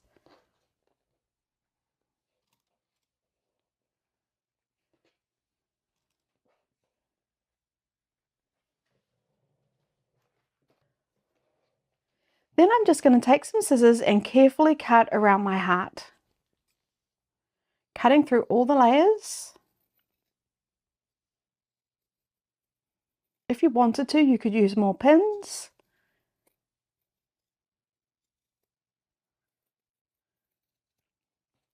Okay, and now what we're going to do is sew around the entire edge with a 1/4 inch seam allowance, but we are going to leave an opening on the side. And if you remember, there are 2 little dots on my template. If you'd like to, you can just mark them so you know where you're going to start and finish. So starting on the first mark that we did, I will go forward a few stitches and then back a few stitches, just so it's nice and strong where we're turning it right sides out. Then I'm going to come down to that point, turn and go around my whole shape, and I'm using a 1/4 inch seam allowance.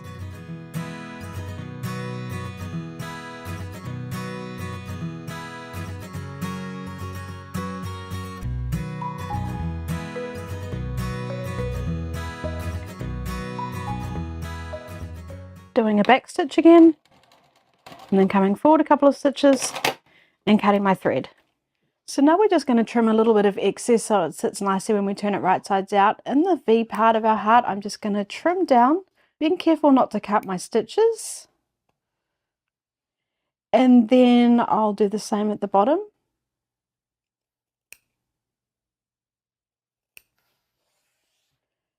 And then we can cut some of the excess around the rounded part here. Now, if you'd like to, you can cut little notches. Or because this is just a craft project, I tend to just cut the excess off with the scissors, being careful not to cut the stitches.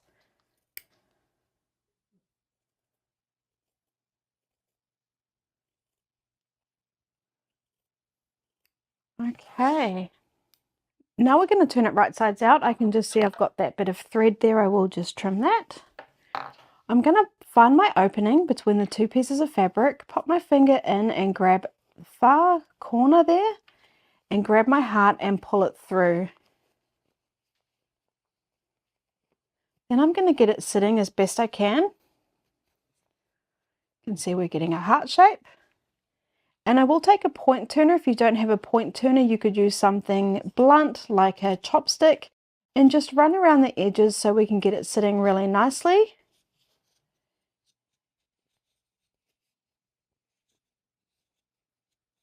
Now, once we're happy, I'm going to give that a quick press. So we're just going to find our opening and fold it in a 1/4 inch because that was our seam allowance and we want it to look like it was never there. So once you're happy that's sitting nicely, we'll give it a press. And I'll give it a press on the back too.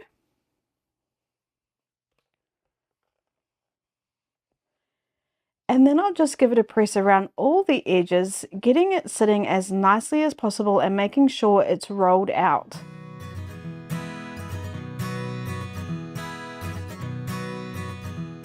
Okay, that's looking great. Now what we're going to do is sew around the edge, which is a top stitch, which is decorative, but it will also close our opening.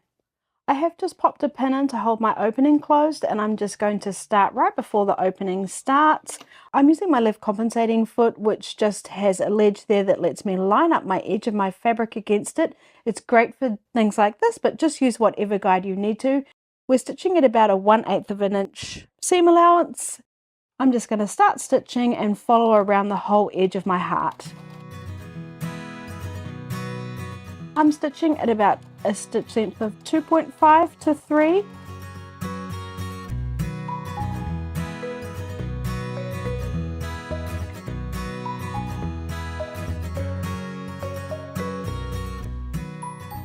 I'm just going to hold that thread there because if I don't, it could get all caught up and turn into a bird's nest.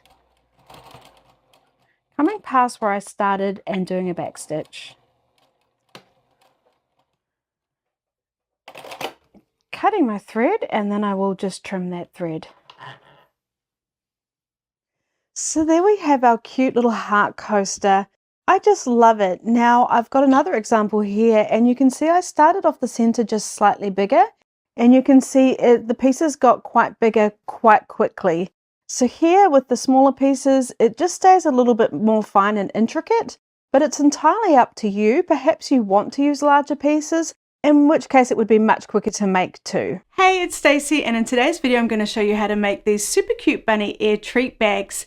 Now I'm going to show you how to make them in size medium, but if you pop over to my website, I'll put a link down below. I'll show you how to make them in small, medium and large.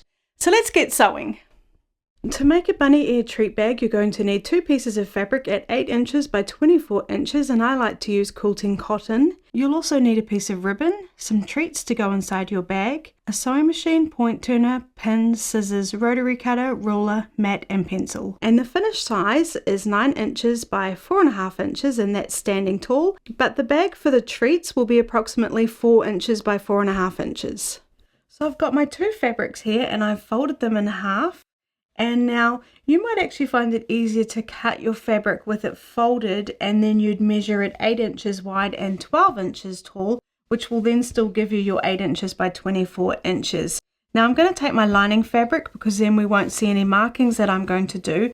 But what we need to do is, because this is the medium size bunny ears, we're going to measure 5.5 inches down, and then we need to find the center. So if it's 8 inches wide, the center is 4 inches. So I'm going to take my ruler and I'm going to find 4 inches on my ruler. I'll just check that. 1, 2, 3, 4. That's correct. And then we want to go 5.5 inches down. So I'll just bring this up, find the 5.5 inch mark on my ruler, line that up on the top edge, line it up on this edge as well so it's nice and straight, and then I'm just going to do a little dot. So that is once again 5.5 inches down, and it's 4 inches in on both sides because it's right smack bang in the middle.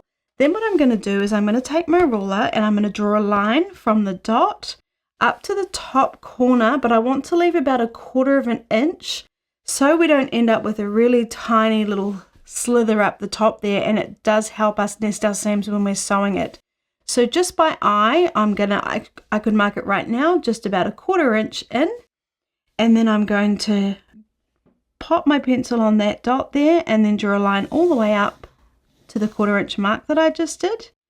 And then I'm going to do exactly the same on this side. I'm going to come from the edge and go over to about 1/4 inch, mark it, take my ruler and start at that dot, line it up with the dot at the top, and when I'm happy they are lined up, draw my line. Okay, and then what we're going to do is we're going to place the 2 pieces of fabric on top of each other, and we just want to make sure all those edges are lined up nicely on all 4 sides. And then I'm just going to take my pins and just pop a few in to help keep the fabric in place.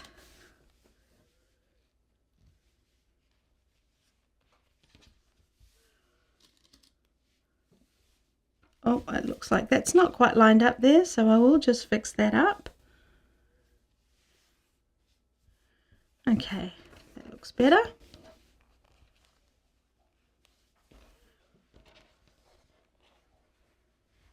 So then with fabric scissors, we're just going to cut along that line we drew. And we're now cutting through all 4 layers. So I'm just going to turn it around so it's facing me. And then I'm just going to carefully cut along that line. Okay, So now that we've got our shape, let's remove those pins. And then what we're going to do is we're going to take the lining. Now it doesn't matter which way my fabric's facing because it doesn't have a right or wrong side. But if yours does, face it so that the right sides are facing each other. So they'll be facing the right sides would be facing each other. And then we just want to mark a little opening on the side here. So about 4 inches from the bottom. Let's mark 4 inches and then let's mark 7 inches, which is giving us a 3.5 inch opening. So what we're going to do is we're going to start sewing at the top here. So down to our first mark, stop, start sewing again at the second mark, down to the very bottom. I will pop some pins in just to keep it in place. I just think they do help keeping everything all lined up. You can use as many, or if you don't want to use pins, don't worry about them. But I do find it helps. Now we only have to mark an opening on one side on one of the pieces. So for the rest, I'm going to flip that over because we'll be sewing it along on this side. I will pop a few more pins in.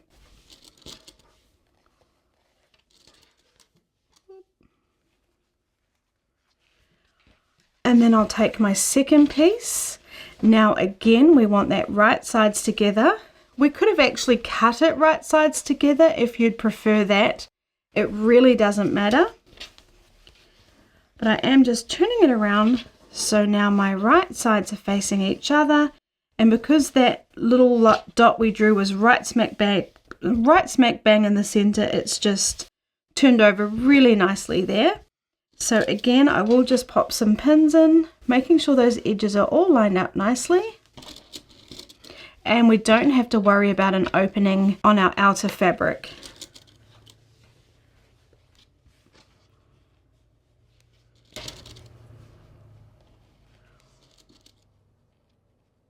Okay, let's move on to sewing.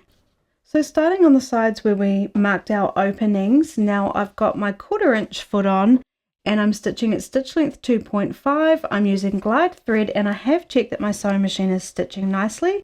I'm going to start at the very edge. I'm not going to worry about a back stitch, and then I'll just stitch down to that first mark we did.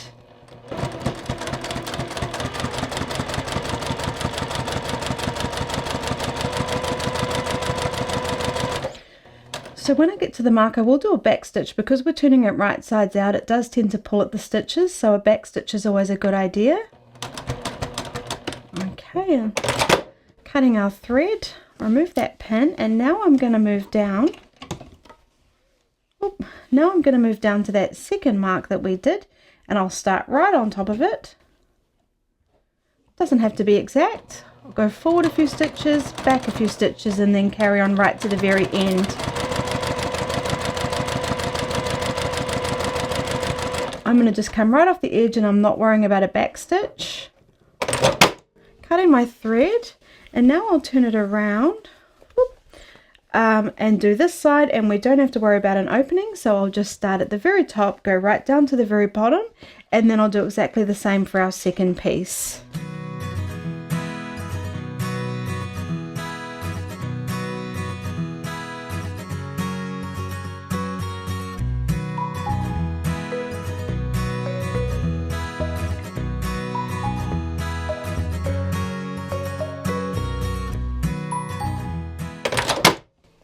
Okay, now let's box off our corners. So now we're going to work on all 4 corners of our folded edge here. So what I'm going to do is open up the 2 pieces, and we want to create kind of a square on the bottom. Can you see how by opening that up and pulling at it, it's created a square there? Then I'm just going to flip it over and find my corner here with the seam, and I'm going to place my ruler on top, and I want to measure from the very point here to 1.5 inches. So I'm going to put my ruler on top. I'm going to find 1.5 inches because that always helps. There we go. So that's 1.5 inches. I'm going to line it up there, and you can also place a diagonal on your fold just to make sure it's straight. So at about 1.5. Okay. So I can see that that's 1.5 exactly on my ruler, and that diagonal line is actually lined up with that fold. And then I'm just going to draw a line. and we're going to sew along that line. I will pop a pin in just to keep it in place. Just while I'm doing all the markings, you might find it easier to take that out when we get to sewing. Actually, I think if I turn the pin around, it will be easier. Then what I'm going to do is flip it over and find the other corner. So actually I just fixed that, but I should have told you what I was doing. I can see that the corner here is not correct. It's all folded here. I want it all opened out. I don't want it folded in like that. So making sure that it's all nicely pushed out, then I'll measure. So again, I'll measure 1.5 inches, and I've got my fold on that diagonal line, so I know it's nice and straight. Marking it, and again popping a pin in just to hold it in place.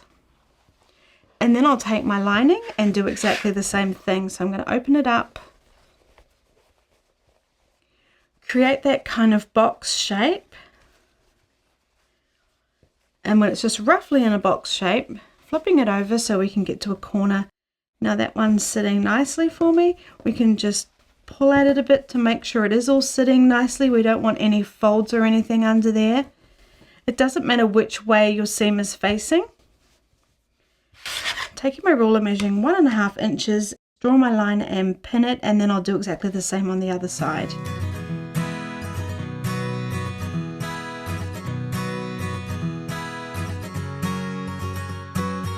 Okay, now let's sew along those lines we just drew.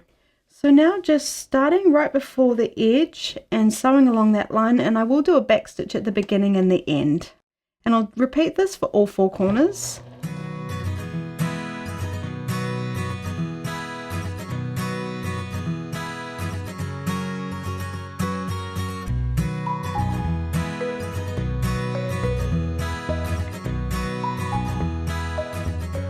So now on all 4 corners, we're going to cut off this excess fabric here, and we want to cut it about 1/4 inch away from our stitches.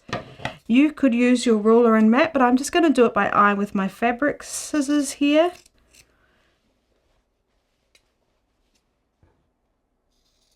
It doesn't have to be perfect, just don't get too close to your stitches.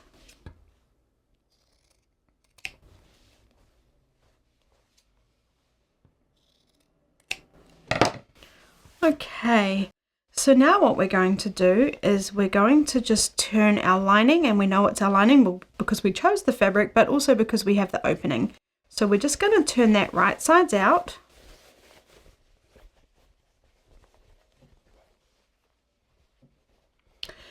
Just like that, and then we're going to take our outer fabric and we're going to place our lining inside, lining up all the edges. So I'll just pop that in there. And the easiest thing to do is just to push it down in those 4 corners, just to start off with. And then what we're going to do is come up to the ears. So I'm going to find the ears here, and what we're going to do is open up those seams and line them up, and then we're going to nest them. So that means we're going to push 1 set of seams one way and 1 set of seams the other way. And then we're going to open it up. And then when we've done that, we've got this side folded over this way, this side folded over this way. We're going to push them right up together and butt them. I've got a video on nesting seams. I'll put a link below. And then what I do is I line it up. I feel that it's all lined up nicely. But then I also just open it up and check that if I open it up, that seam there is going straight along and almost carrying on onto that seam there. And that means it's nice and straight. So once you're happy, just pop a pin in at the top of the ears there. It doesn't have to be perfect. This is more of a craft project than a sewing or a quilting project. Then I'll find the other set of ears and I'll do exactly the same. I'll push 1 set of seams one way, the other another, open it up, butt them up together, and then open them up and check they're nicely lined up. Got some loose threads there. Just ignore them or trim them if they're annoying you. And when you're happy, also making sure the top edge here is also lined up. You wouldn't want this, let's say your outer fabric, hanging over that way, because then it's not going to line up all nicely. So bringing that up, lining up that top edge, as well as nesting our seams and then pinning. Okay, and then what we're going to do is come down into the center and find the bottom of the ears, or that V. And then again, I'm going to make sure that that V is all nicely lined up. And then I'm going to place a pin in on either side.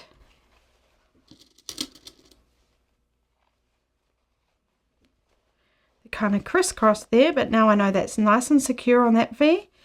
I'll find my second V.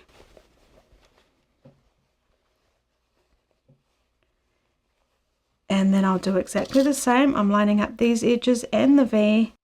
When I'm happy, I'm popping a pin in.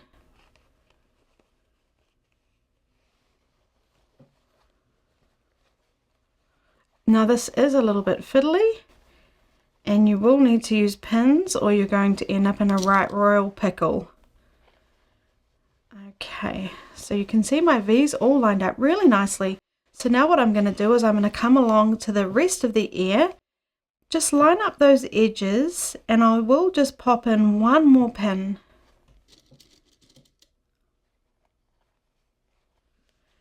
And I'll do that on all four sides.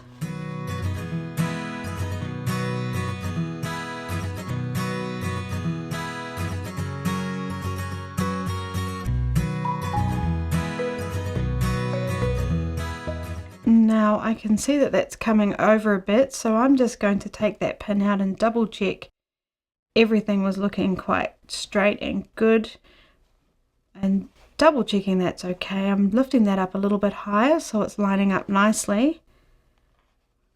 Okay, that looks a little bit better. Okay, so I've done all four sides, including the V and the top of the ears. Now let's sew that. So now we can start anywhere. We don't have to worry about it leaving an opening. So I'm just going to start down one of the sides of my ears here. And again, with my 1/4 inch seam allowance, I'm just going to sew around the whole edge. I'm not going to worry about a back stitch because I'm going to come back around over and sew over the top of it.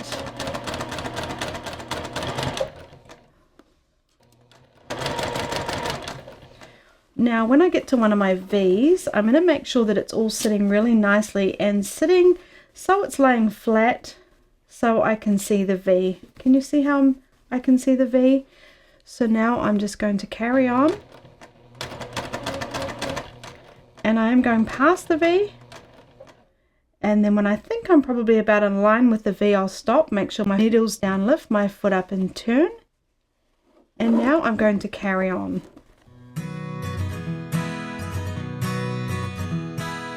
So when I come up to a corner, I'm going to make sure that those seams are sitting down the way that they're facing when I come to sew over them, and I'm going to sew up to my stitch line. And then when I get to my stitch line, I'm going to stop, make sure my needle's down, lift my foot up and pivot all the way around, so then I can carry on down the next side.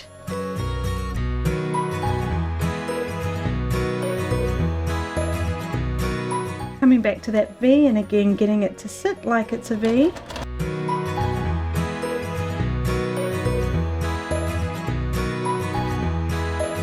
Again, stitching right up to my stitches on my seam there, turning when I get to them with my needle down. Oh, I probably could have gone up one more stitch there, and then I'm coming back down to where I started, and I will do a back stitch. You might like to trim any loose threads now just to keep it tidy. So now on my corners, I'm just going to trim off the excess, and I'm going to trim it off on both sides just so I can get it really nice and close. But just be careful not to accidentally cut your stitches.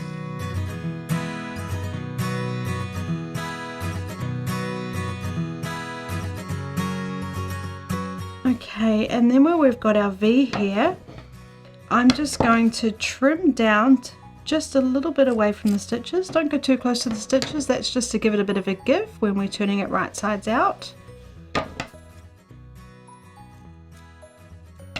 Okay, so now let's find our opening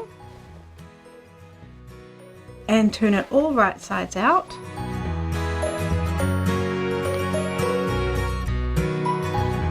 Okay, and it can be a bit confusing to work out what on earth's going on.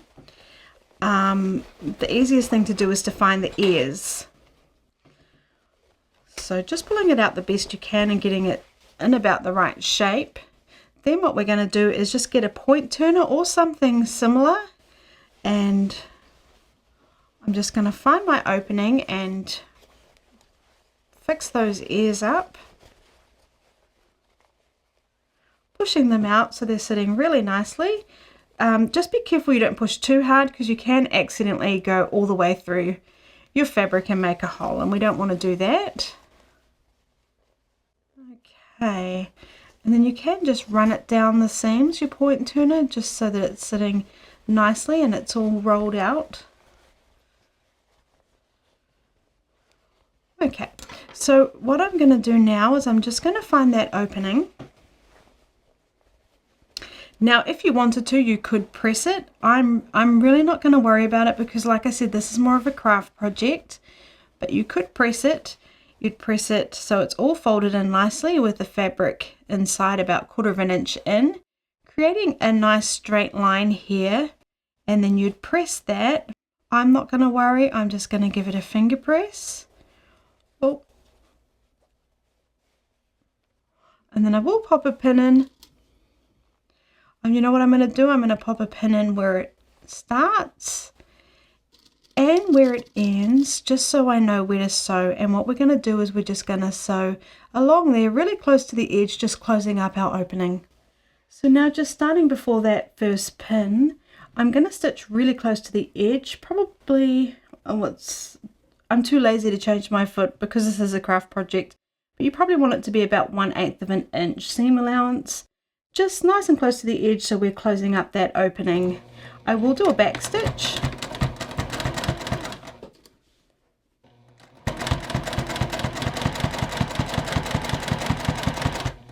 And then I'm just going to come past my pin. And that's probably about right, closing up that opening. I'll do a back stitch and cut my thread. Okay, so that's just closed up our opening. You can trim any loose threads. And now we're going to give it a quick press.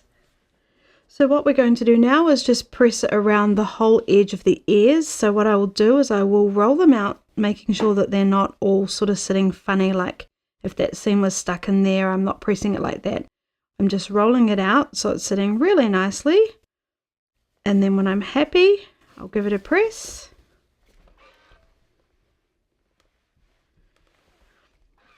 And then I'll just go around and do that to the whole edge of the ears. If you're enjoying this tutorial and finding it helpful, please hit the like button. It just means the algorithm will share it with more people, and I'd really appreciate it. Okay, if you want to, you could give the seams a bit of a press, just so it's sitting really nicely.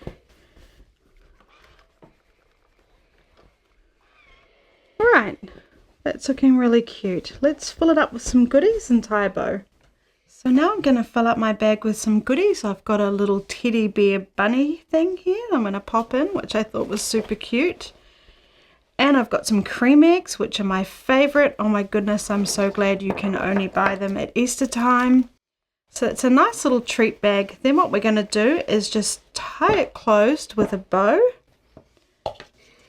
So I'm going to just take my ribbon, place it up the top there. Now this bit can be a bit fiddly. Whoop. I've got a runaway cream egg.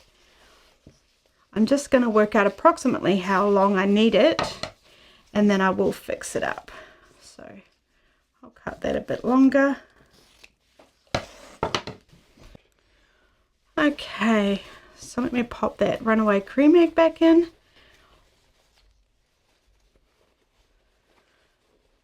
So just tying it down at the base of the ears and getting those ears sitting how you'd like them. So I'd like mine to be really prominent there, like that. Okay. So we kind of need the bow right at the bottom of the ears. So once you're happy with how it's sitting, okay, I think that looks kind of cute. Then I'll just pull my bow in and tie it.